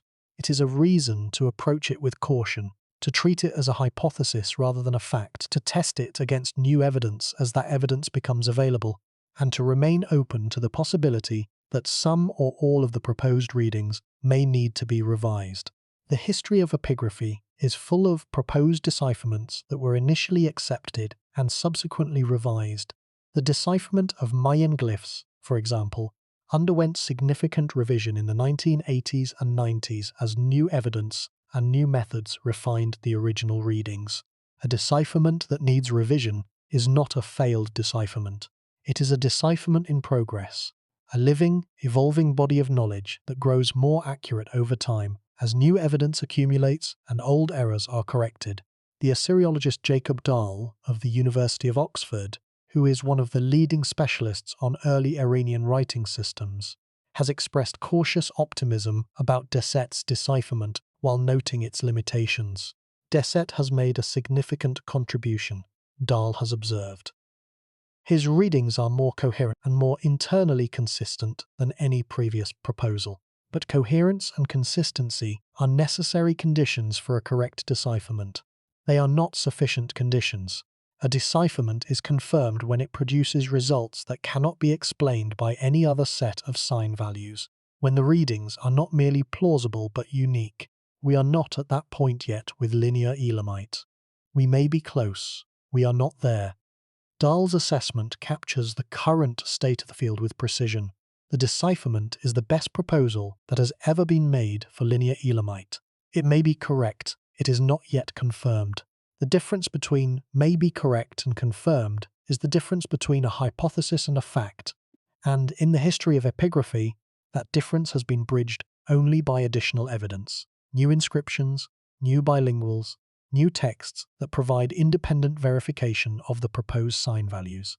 The fourth exploration concerns what the decipherment, if correct, reveals about the Elamite civilization and its place in the history of the ancient Near East. If Deset's readings are correct, the linear Elamite inscriptions record the names, titles, and dedications of a series of Elamite rulers who governed a kingdom stretching from Susa in the west to the Gyroft region in the east, a territory far larger than previously recognized. The inscriptions reveal a kingdom that was politically unified, culturally cohesive, and administratively sophisticated. A kingdom that maintained its own writing system, its own religious traditions, and its own political identity, in a region surrounded by the great powers of Mesopotamia. The readings also reveal that the linear Elamite script was not confined to a single city or a single region. Inscriptions from Susa and inscriptions from Gyroft, sites separated by roughly 800 kilometers, use the same script, the same sign inventory, and the same formulaic conventions. This consistency implies a centralized scribal tradition, a tradition maintained by trained specialists who shared a common curriculum, a common set of standards, and a common understanding of the script's conventions. The existence of such a tradition implies, in turn, an institutional infrastructure, schools, training programs, administrative hierarchies, that is comparable in sophistication to the scribal traditions of contemporary Mesopotamia. The picture that emerges of a large, unified, administratively sophisticated kingdom with its own writing system and its own scribal tradition is dramatically different from the picture that prevailed before Deset's work. Previous assessments of the Elamite kingdom in the linear Elamite period had been based primarily on Mesopotamian sources, references to Elam in Akkadian and Sumerian texts, which tended to portray the Elamites as peripheral, subordinate, and culturally dependent on Mesopotamia. The linear Elamite inscriptions, if correctly read, tell a different story. A story of an independent, confident, self-governing civilization that chose to develop its own writing system rather than borrow from its more famous neighbor. This revised picture has implications that extend beyond Elamite studies. The standard narrative of ancient Near Eastern history places Mesopotamia, Sumer, Akkad, Babylon at the center and treats the surrounding civilizations as peripheral. The linear Elamite evidence, if correctly read, challenges this narrative by demonstrating that the Iranian plateau was not merely a recipient of Mesopotamian cultural influence, but an independent center of cultural production, a center that developed its own writing system, its own administrative traditions, and its own political institutions in parallel with, rather than in imitation of, the Mesopotamian developments. The implications for the history of writing are particularly significant. The linear Elamite script appears to be, on the evidence of Deset's readings, a fully developed syllabary, a writing system capable of recording any utterance in the Elamite language with precision and consistency. If this assessment is correct, then the Iranian plateau hosted two independent or semi-independent writing traditions in the 3rd millennium before the Common Era: Proto-Elamite and Linear Elamite, in addition to the Mesopotamian cuneiform that the Elamites eventually adopted. The diversity of writing traditions in the ancient Near East was, it seems, greater than previously recognized, and the Iranian plateau played a larger role in the development of those traditions than the Mesopotamia-centered narrative has acknowledged. The readings also shed light on the political geography of the Elamite kingdom. The inscriptions from Susa and the inscriptions from Joyroft, sites separated by over 800 kilometers, use the same script, the same formulaic conventions, and the same royal titles. This consistency across a vast geographical area implies a degree of political and cultural unity that has surprised some scholars. The Elamite kingdom of the late 3rd millennium before the Common Era was, it appears, a genuine state, not merely a loose confederation of autonomous cities, but a unified polity with a shared administration, a shared writing system, and a shared political identity. The existence of such a state on the Iranian plateau, at a time when Mesopotamia was itself divided among competing city-states, suggests that the power dynamics of the ancient Near East were more complex and more balanced than the Mesopotamia-centered narrative implies. The discovery of linear Elamite inscriptions in the Joyroft region has also raised tantalizing questions about the connections between the Elamite world and the civilizations to the east. The Joyroft sites are located on the western edge of a network of Bronze Age settlements that extends across southeastern Iran and into Central Asia, a network that includes sites in what is now Turkmenistan, Afghanistan, and Pakistan. Some scholars have proposed that this network represents the elusive trans-Elamite civilization, a cultural sphere that linked the Elamite heartland to the Oxus civilization of Central Asia and possibly to the Indus Valley civilization of South Asia. If linear Elamite inscriptions are found at sites further east, in Central Asia, or in the borderlands between Iran and Pakistan, the implications for the history of writing and the history of cultural interaction in the Bronze Age would be transformative. The 5th exploration is the most forward-looking: what remains to be done, and what the future of linear Elamite studies might look like. The decipherment, even if fully confirmed, is only the beginning of the work. The proposed sign values allow the inscriptions to be transliterated, converted from linear Elamite signs to Elamite sounds. But transliteration is not translation. Many of the words that the transliterations produce are not attested in the cuneiform Elamite corpus and therefore have unknown meanings. The grammar of the inscriptions, while broadly consistent with known Elamite grammar, includes constructions that are not paralleled in the cuneiform texts and that cannot be interpreted with confidence. The transliteration opens a door. The room behind the door is still largely dark. The process of moving from transliteration to translation will require years of additional work. The systematic comparison of every transliterated word with the known Elamite vocabulary, the identification of new vocabulary items through contextual analysis, the reconstruction of grammatical paradigms from the limited data that the inscriptions provide. The process will be slow, incremental, and often frustrating, the same kind of slow, incremental, frustrating work that has characterized Etruscan studies for over 2 centuries. The possibility of new discoveries is, for Linear Elamite, more promising than for most undeciphered scripts. The Elamite heartland has been incompletely explored. The Giroft region, where the Ghanagi beakers were found, is still being excavated. New sites in the Iranian highlands are being identified through remote sensing and satellite imagery. The political situation in Iran, while complex, has not prevented archaeological work. Iranian archaeologists are actively excavating at multiple sites in the Elamite sphere, and their work continues to produce new material. If new linear Elamite inscriptions are found, particularly long texts, administrative records, or texts with bilingual or digraphic parallels, the decipherment will be either confirmed or refuted within a few years of their discovery. The proposed sign values will either produce coherent readings of the new texts or they will not. If they do, the decipherment will be confirmed beyond reasonable doubt. If they do not, the decipherment will need to be revised or abandoned. The ground, as always, will have the last word. The history of decipherment provides instructive precedents for what the confirmation process might look like. When Ventris proposed his decipherment of Linear B in 1952, the initial reception was mixed. Some scholars accepted it, others were skeptical. The decipherment was decisively confirmed when new tablets were discovered at Pylos and Mycenae that, when read using Ventris's sign values, produced coherent Greek texts that described recognizable objects, places, and activities. The new tablets were the test. The decipherment passed the test, and the skeptics were convinced. Linear Elamite awaits a similar test. The decipherment has been proposed. The sign values have been published. The readings have been presented. What is needed now is the test.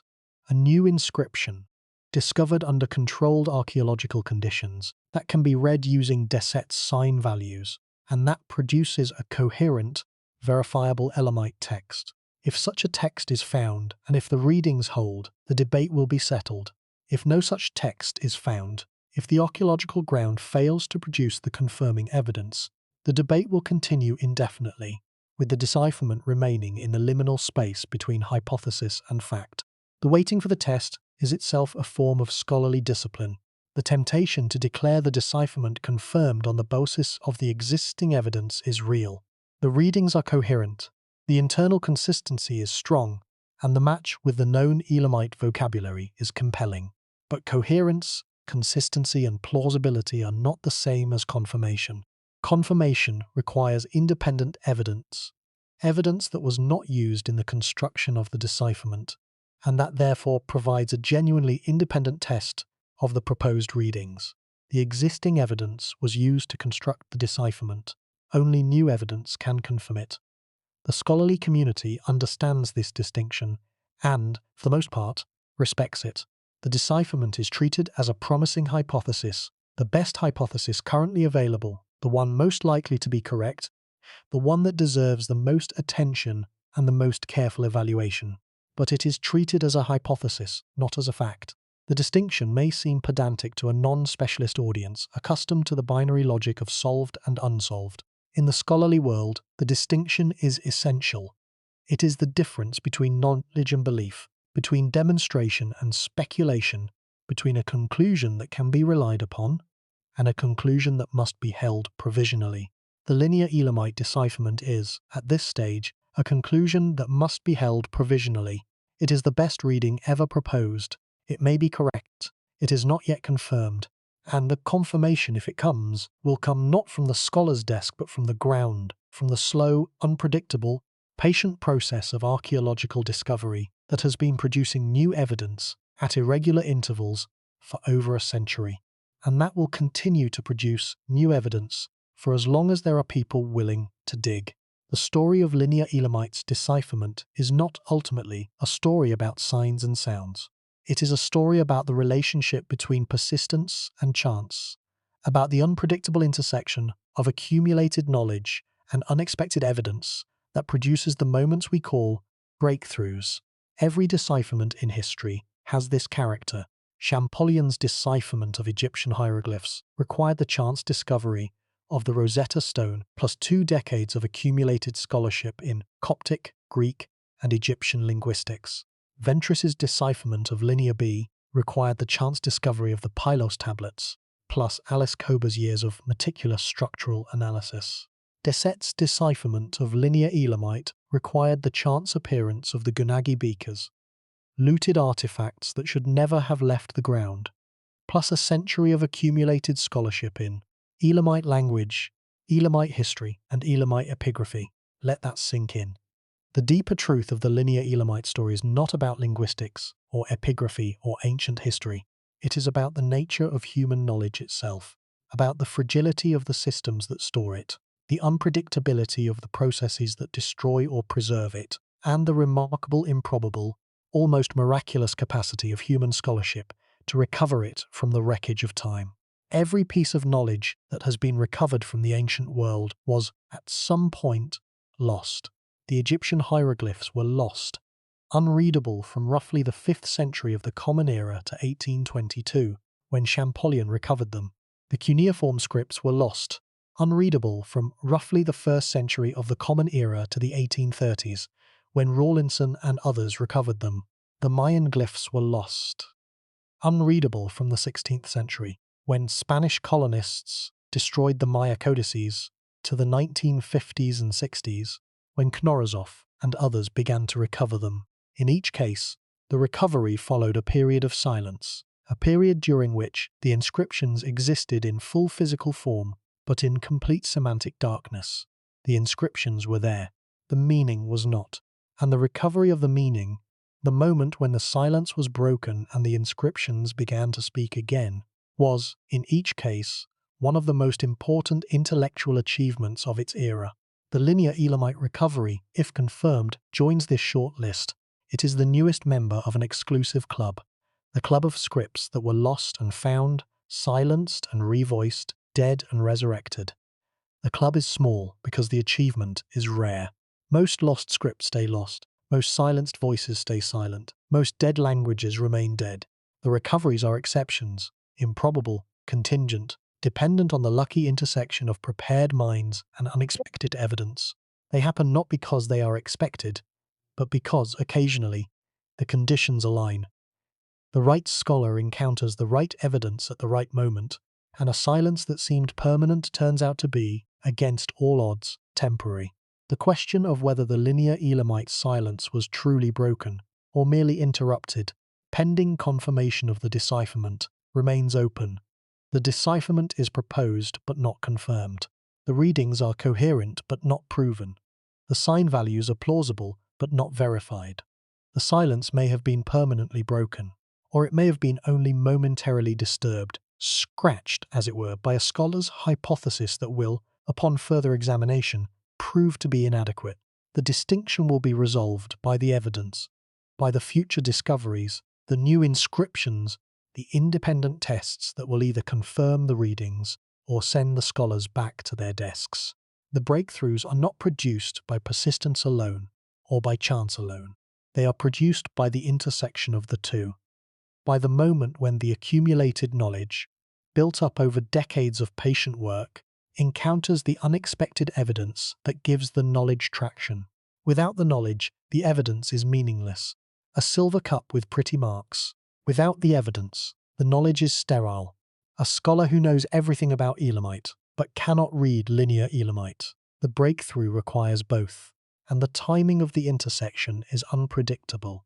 It cannot be planned, cannot be scheduled, cannot be forced. It happens when it happens. For Linear Elamite, it happened in 2020. For Linear A, it has not happened yet.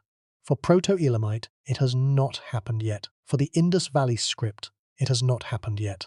The question of why some scripts are deciphered and others are not is in the deepest sense a question about the distribution of evidence. The scripts that have been deciphered are the ones for which the strategically necessary evidence happened to survive. The Rosetta Stone for Egyptian, the Pylos tablets for Linear B, the Gunagi beakers for Linear Elamite. The scripts that remain undeciphered are the ones for which the strategically necessary evidence has not survived, or has not yet been found. The difference between deciphered and undeciphered is not, primarily, a difference of scholarly talent. Scholars of equal talent work on both deciphered and undeciphered scripts. The difference is in the evidence, and the evidence is a product of chance, of the unpredictable processes of archaeological survival and discovery that determine what is preserved and what is destroyed. This is a humbling recognition. It means that the progress of knowledge, at least in the field of epigraphy, is governed not by the brilliance of the scholars, but by the luck of the ground. The ground yields what it yields. The scholars work with what the ground provides. And the scholars who work on scripts for which the ground has provided strategically useful evidence will make progress, while the scholars who work on scripts for which the ground has not will not. Regardless of the intelligence, the dedication, or the methodological sophistication that they bring to the task.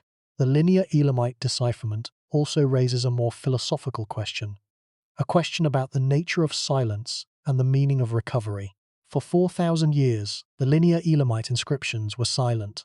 They sat in museum cases and archaeological storerooms, legible in their physical form but mute in their linguistic content.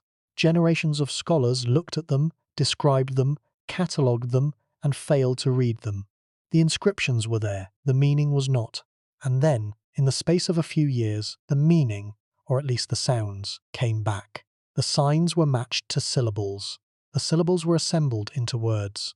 The words were recognized as Elamite. The inscriptions, after 4,000 years of silence, began to speak. Not fluently, the vocabulary is still largely unknown, the grammar is still imperfectly understood, the content is still only partially interpretable, but audibly. The silence was broken. The inscriptions have a voice again, a voice that is thin and halting and often uncertain, but that is, for the first time in 4 millennia, no longer silent. The recovery of that voice is a rare event in the history of human knowledge. Scripts are lost far more often than they are found. Languages die far more often than they are revived. The normal trajectory of a dead script is not recovery but oblivion, a permanent, irreversible descent into silence from which no amount of scholarship can produce a return. Linear A has been in this descent for over 3,000 years. Proto-Elamite has been in it for over 5,000 years. The Indus Valley script has been in it for over 4,000 years. None of these scripts has been recovered. None may ever be.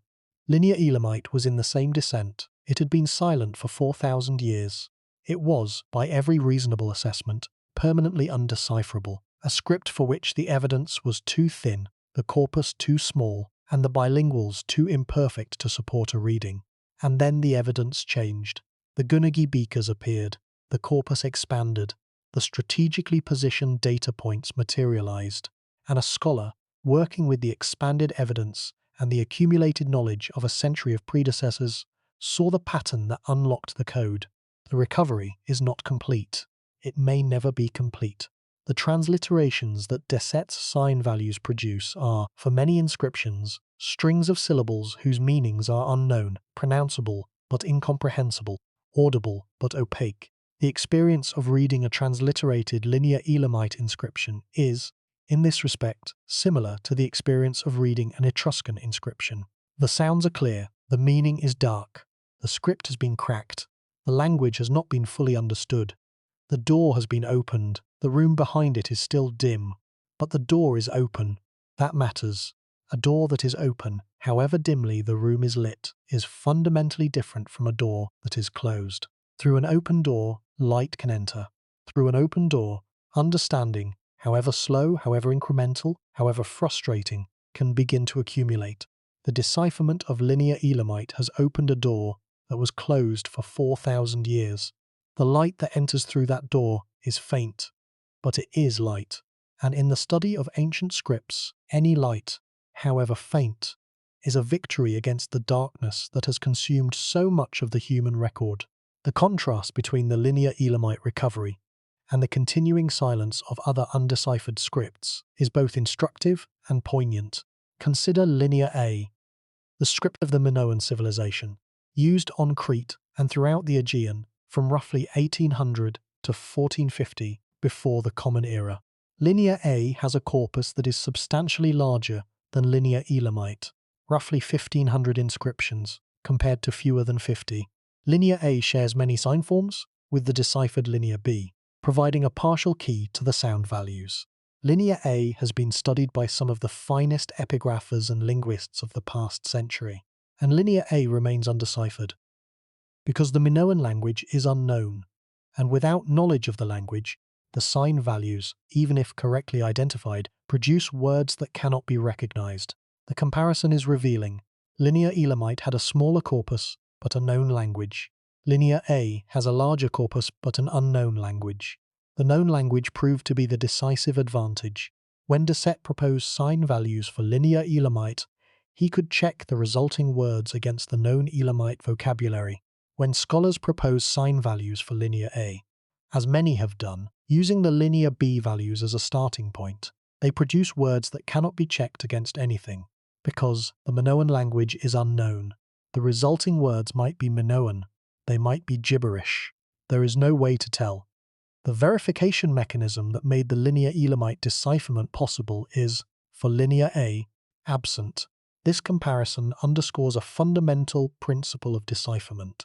The problem is not the script, it is the language. A script is a code, a system of symbols that represents the sounds of a language. The code can be cracked if the language is known, because the cracking produces words that can be verified. The code cannot be cracked, or rather, the cracking cannot be verified, if the language is unknown, because the resulting words float in a vacuum, unconnected to any known vocabulary or grammar. The script is the lock, the language is the key. Linear Elamite had both the lock and the key. Linear A has the lock but not the key. And a lock without a key is, for all practical purposes, sealed. The same principle applies to Proto-Elamite, the older, more enigmatic Elamite script that remains undeciphered. Proto-Elamite has a substantial corpus, roughly 1,600 tablets, but the language it records is unknown. If Proto-Elamite records an early form of the Elamite language, as some scholars believe, then the knowledge of Elamite from the cuneiform corpus might provide the verification mechanism that decipherment requires. But this identification is uncertain. Proto-Elamite might record a language that is different from Elamite, a predecessor language, a ritual language, or an administrative jargon that was distinct from the spoken language. Without knowing the language, the decipherment cannot be verified, and without verification, the decipherment cannot be confirmed.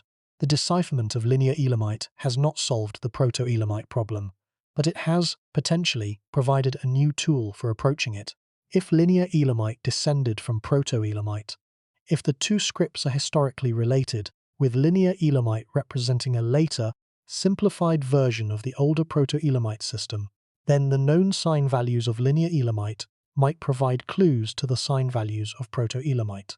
The relationship between the two scripts has not been established, and the sign forms of the two systems do not obviously correspond. But the possibility of a connection, however tenuous, is now, thanks to the Linear Elamite decipherment, at least thinkable. Before the decipherment, the connection was purely hypothetical. After the decipherment, it is a hypothesis that can be tested. By looking for correspondences between Linear Elamite sign values and Proto-Elamite sign forms, by checking whether the known Elamite vocabulary appears in the Proto-Elamite texts when the proposed correspondences are applied, and by evaluating whether the resulting readings produce coherent Elamite words and grammatical forms. This testing has barely begun. It may produce nothing. The two scripts may be unrelated. The sign forms may have no correspondence. The Proto-Elamite language may not be Elamite at all, but the possibility is there.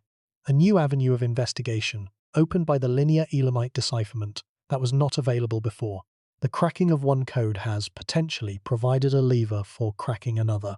The cascade that began with the Gunagi beakers may in time extend beyond linear Elamite and into the deeper, older, more intractable mystery of Proto-Elamite. This is not science fiction.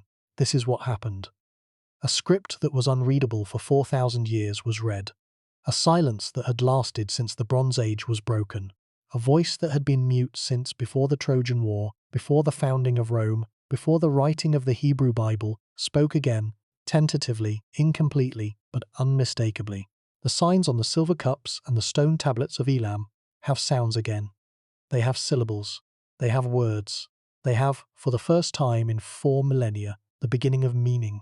The beginning, not the end. The work of understanding what the words mean, of moving from transliteration to translation, from sound to sense, from reading to comprehension, has only just begun. It will take years. It will take decades. It may take generations, but it has begun. And the beginning, after 4,000 years of silence, is itself a cause for wonder. The comparison with previous decipherments helps put the linear Elamite achievement in perspective. When Champollion deciphered Egyptian hieroglyphs in 1822, the decipherment was the beginning of a process that took over a century to complete. Champollion identified the basic principles of the script, the mixture of phonetic and logographic signs, the function of determinatives, the correspondence between hieroglyphic and demotic forms. But the full understanding of Egyptian grammar, vocabulary, and literary tradition took generations of subsequent scholars. Scholars who built on Champollion's foundation, refining his readings, correcting his errors, and gradually assembling the comprehensive knowledge of the Egyptian language that we possess today. The same trajectory followed Ventris's decipherment of Linear B. Ventris identified the sign values in 1952. The full exploitation of those values, the reading, translating, and interpreting of the Linear B tablets, has taken over 70 years and is still ongoing. The tablets are read, the language is understood, but the interpretation of specific texts, the reconstruction of Mycenaean society from the administrative records that the tablets contain, and the integration of the textual evidence with the archaeological evidence continue to occupy scholars and to produce new insights 7 decades after the decipherment.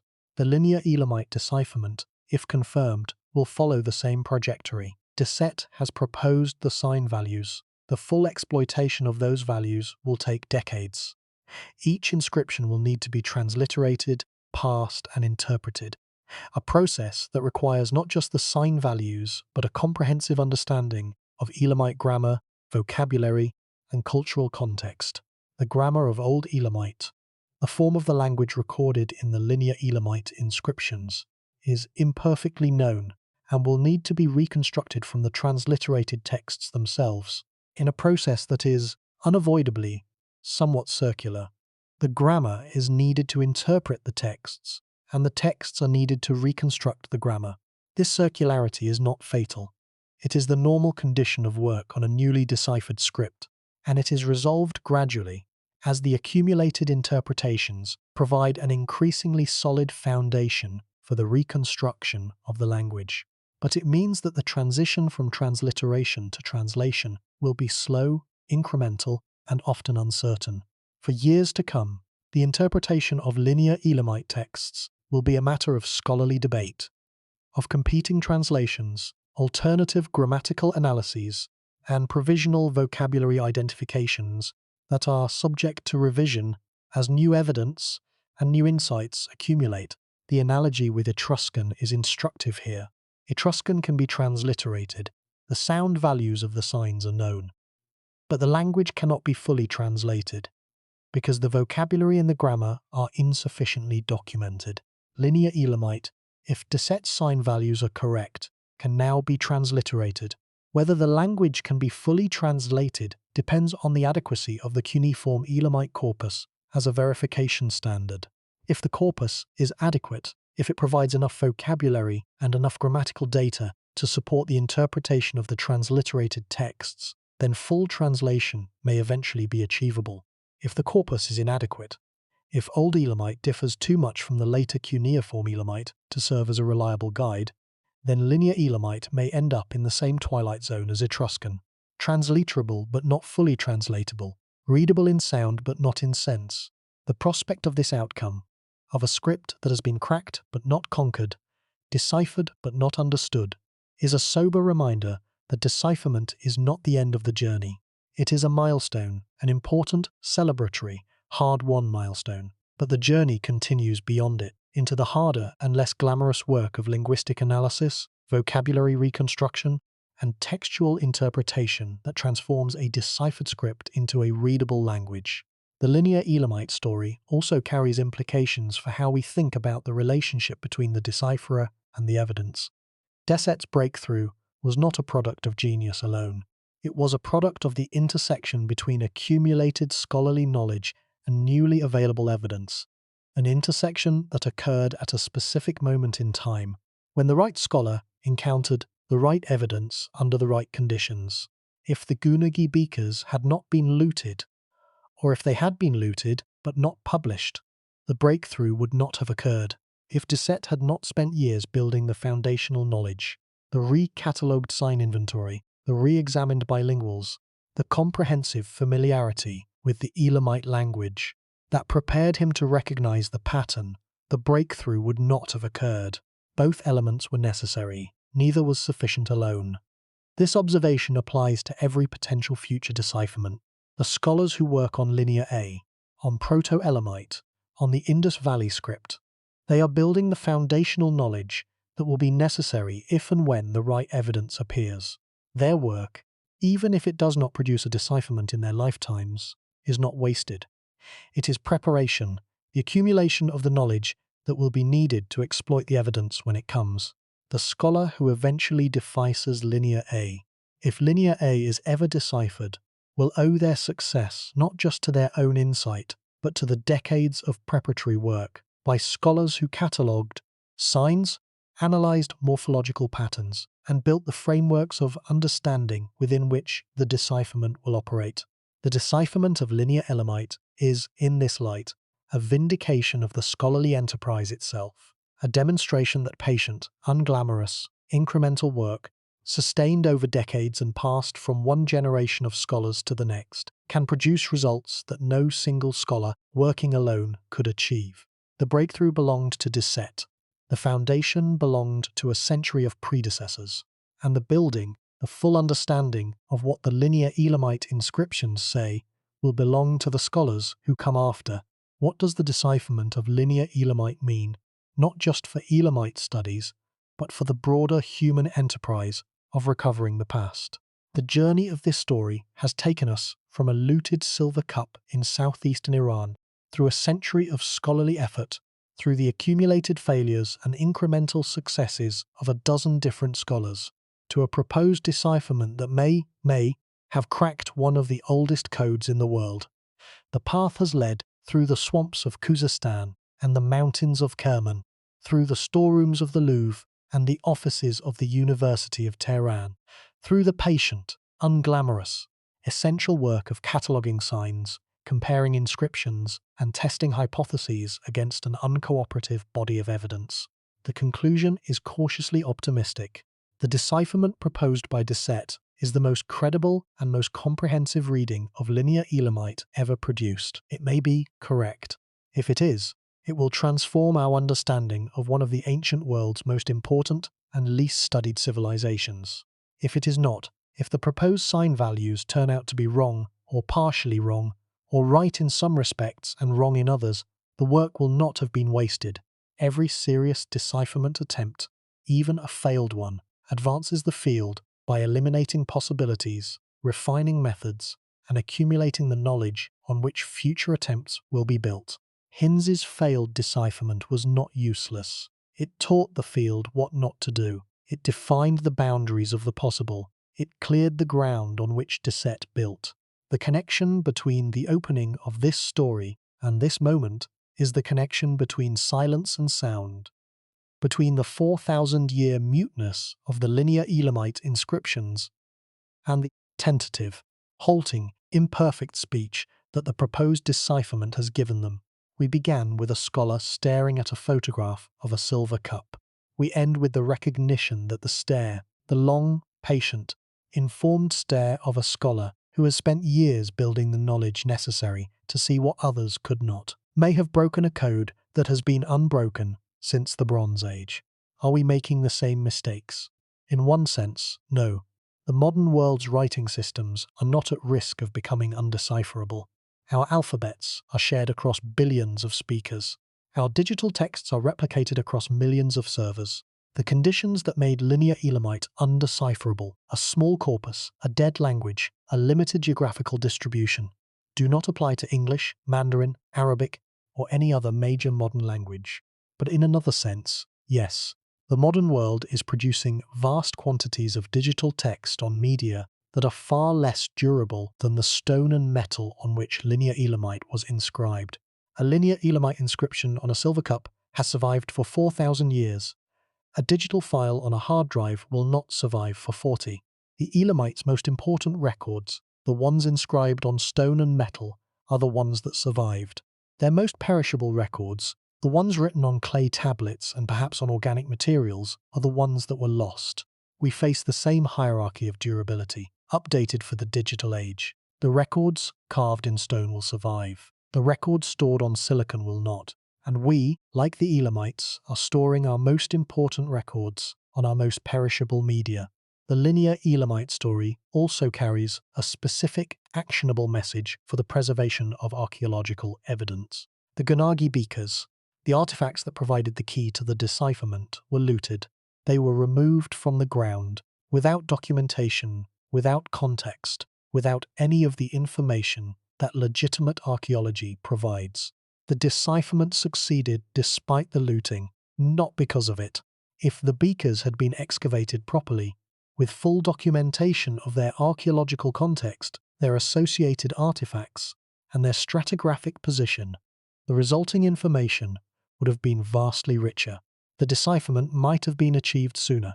The interpretation of the inscriptions might have been more secure. The contribution to the understanding of Elamite civilization might have been greater.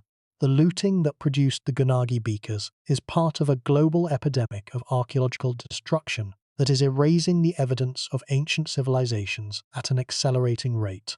Every looted artifact is a piece of evidence that has been stripped of its context, a fact without a frame, a datum without a dataset. The Gunagi beakers happen to be useful, despite their loss of context, because the inscriptions they bore contained enough internal evidence to support analysis. Most looted artifacts are not so fortunate. Most looted artifacts are rendered scientifically worthless by the loss of their context. Beautiful objects without meaning, precious things without purpose, treasures that have been robbed of the very information that made them valuable. The Linear Elamite story is, in this respect, both a triumph and a warning. A triumph because a 4,000-year silence was broken. A warning because the breaking depended on evidence that was produced by a criminal act, and because the criminal acts continue across the world every day, destroying the evidence that future scholars will need to recover the voices of the past. The story also serves as a counterpoint to the narratives of permanent loss that characterize so many discussions of undeciphered scripts. In a series devoted to lost knowledge and vanished writing systems, the Linear Elamite story offers something rare, a potentially happy ending, an ending that is conditional on the confirmation of the decipherment, on the continued discovery of new inscriptions, and on the sustained scholarly effort that will be needed to transform transliteration into translation. The ending is provisional, but it is hopeful, and hope, in a field where the default expectation is permanent silence, is itself a significant achievement. The hope that the Linear Elamite story offers is not the hope of easy answers. It is the hope of possible answers. The hope that persistence, preparation, and the fortunate discovery of the right evidence can, sometimes, break through the wall of silence that separates the present from the past. The hope is not guaranteed. It is not applicable to every undeciphered script. Some scripts may never be deciphered, no matter how much effort is expended or how much evidence is found. The Phaistos disk may remain permanently opaque, because a single short text in an unknown script recording an unknown language does not contain enough information to support any decipherment. Rongorongo may remain permanently opaque because the destruction of the Rapa Nui cultural context was too thorough to be repaired.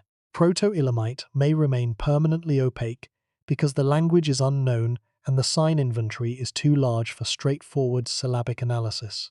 But some scripts may be deciphered. Linear Elamite was one of them.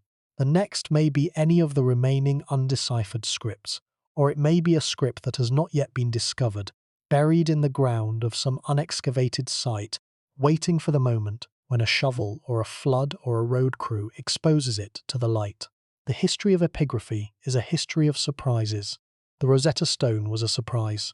The Pylos tablets were a surprise. The Gunagi beakers were a surprise.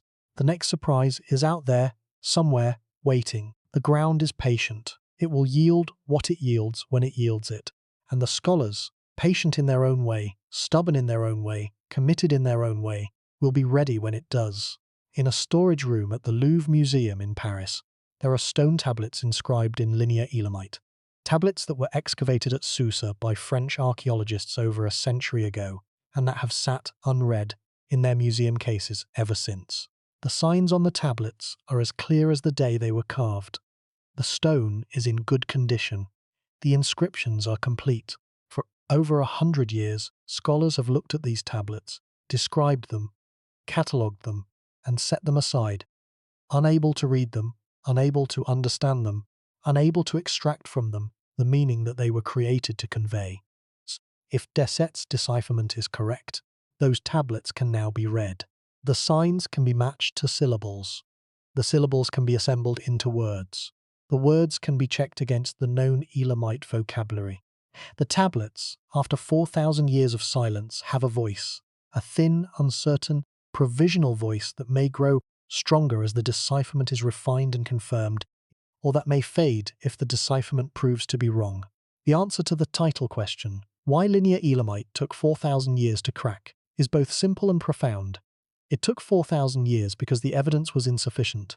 The corpus was too small, the bilinguals were too imperfect. The language, while partially known from the cuneiform corpus, was not known well enough to compensate for the deficiencies of the script evidence and the strategically necessary data.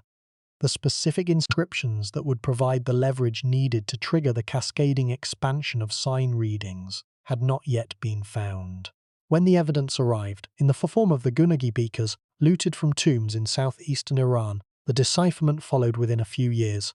The century of accumulated knowledge, built up by generations of scholars, was the fuel. The new evidence was the spark. The spark ignited the fuel, and the fire, the cascading process of sign identification, expansion, and verification, burned through the remaining unknowns with a speed that surprised even the scholar who had struck the match.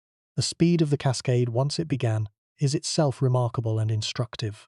The initial identifications, the 8 sign values derived from the Gunagi beaker name, were published in preliminary form in 2018. Within 2 years, the cascade had expanded the nucleus to over 70 identified values. Within 4 years, the full proposed decipherment was published. The entire process, from initial insight to comprehensive publication, took less than 5 years, a remarkably compressed timeline for a decipherment that had resisted every previous attempt for over a century. The compression reflects the power of the cascade effect. Once the critical mass of known values was achieved, the remaining values fell into place with an acceleration that seemed, to outside observers, almost effortless. The effortlessness was, of course, an illusion. Behind the rapid cascade lay a decade of preparatory work by Deset and a century of accumulated knowledge by his predecessors. The spark was quick. The fuel had been gathering for 100 years. The story of Linear Elamite is not a story of loss. It is a story of recovery, one of the rarest and most precious stories in the history of human knowledge. A voice that had been silent for 4,000 years spoke again. A code that had defeated a century of scholarship was broken. A civilization that had been forgotten by the world was given back a fragment of its written heritage. The fragment is small. The voice is faint. The understanding is incomplete. But the silence is broken. The rarity of the event deserves emphasis. In the history of epigraphy, successful decipherments are far outnumbered by failed attempts. For every Champollion, there are 100 scholars whose proposed readings were wrong. For every Ventris, there are 1,000 hours of wasted effort by scholars who pursued false leads, built elaborate systems on flawed assumptions, and published confident claims that turned out to be mistaken.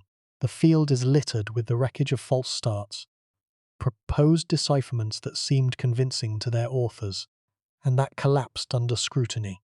The successful decipherments, Egyptian hieroglyphs, cuneiform, Linear B, Mayan glyphs, and now perhaps Linear Elamite, stand out not because they were easy, but because they were, against the odds, correct.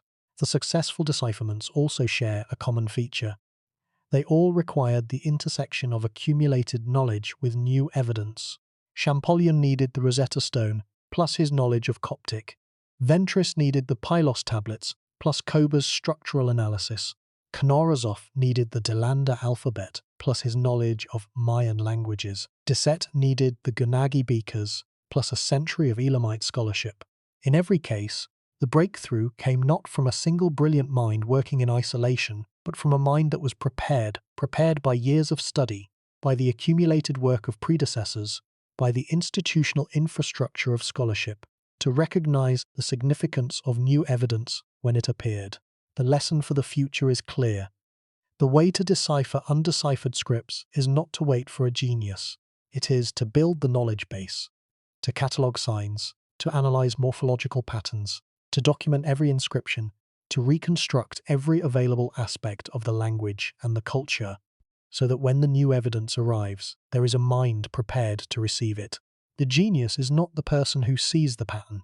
The genius is the community of scholars who over decades build the framework within which the pattern can be seen.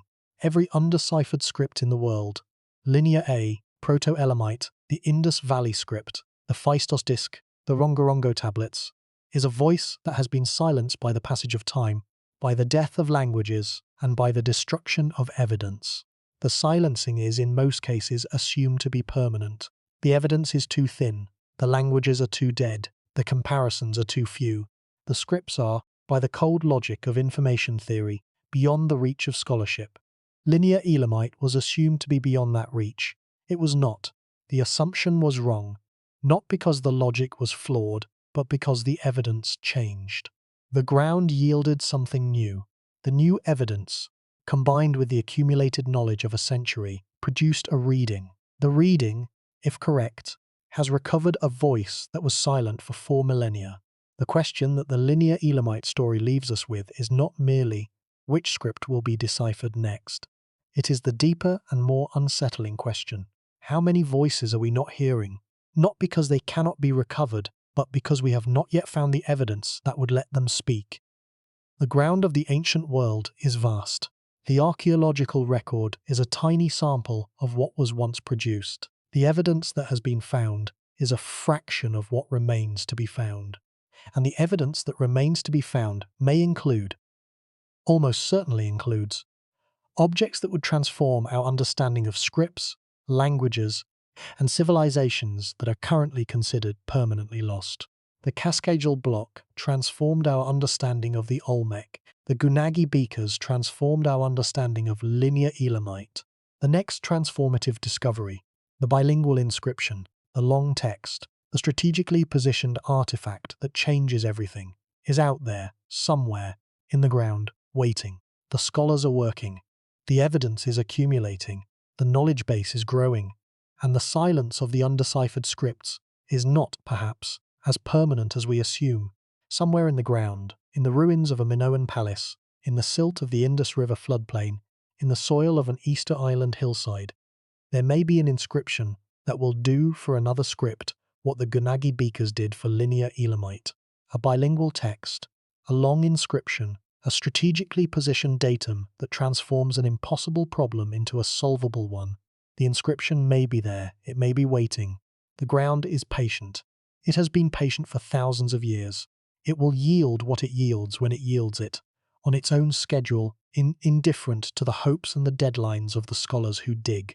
The scholars can only continue to work, to catalogue, to analyze, to hypothesize, to test, and to wait for the moment when the ground at last gives up the piece that completes the puzzle. For linear Elamite, that moment has come. The piece has been found. The puzzle, after 4,000 years, is beginning to come together. The voice is speaking again, faintly, haltingly, in syllables that are still more sound than sense, in words that are still more shape than meaning.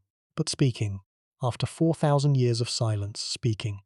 The silver beakers from the tombs of Jiroft sit in their museum cases. The stone tablets from the Acropolis of Susa sit in their storage rooms. The bronze plaques, the clay tablets, the architectural fragments.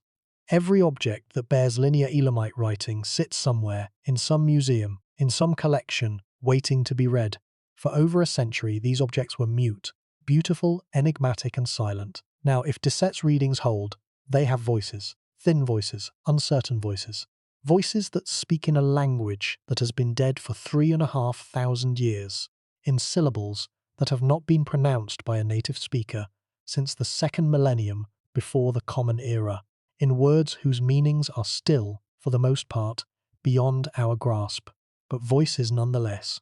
The recovery of those voices, the tentative, provisional, contested recovery of sounds that were inscribed in stone and metal 4,000 years ago, and that have been silent ever since, is one of the most extraordinary achievements in the modern study of the ancient world.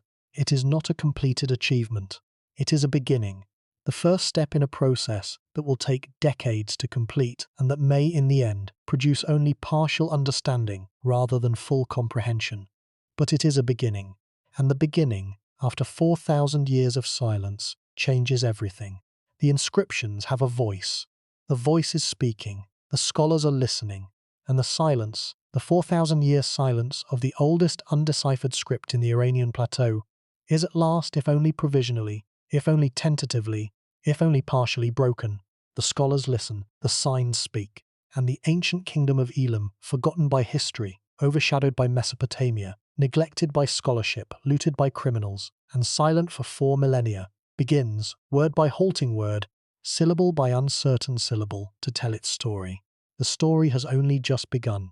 The linear Elamite inscriptions have been silent for 4,000 years. In those 4,000 years, empires have risen and fallen. Languages have been born and have died. Civilizations have flourished and have been forgotten. The Elamite kingdom itself, once a power that rivaled Babylon, that conquered Mesopotamia, that built ziggurats and cast bronze, and traded with the Indus, has been reduced to scattered ruins in the Iranian highlands, buried under the soil of a modern nation that was built on the foundations of a later, different empire. But the inscriptions endure, the stone endures, the silver endures, the signs on the surfaces, geometric, precise, patient, endure. They have endured through the fall of Elam, through the rise and fall of Persia, through the conquests of Alexander, through the empires of the Parthians and the Sasanians, through the coming of Islam, through the Mongol invasions, through the Safavid dynasty, through the Qajar dynasty, through the revolution of 1979, through the sanctions and the wars and the upheavals of the 21st century. The signs have endured through all of it, unchanged, undamaged, unmoved, waiting, with the patience that only stone possesses, for the moment when a human mind would once again connect the signs to sounds and the sounds to meaning. That moment may have arrived. The signs may have found their reader. The code may have found its breaker. The silence may at last be over, and the scholars listen.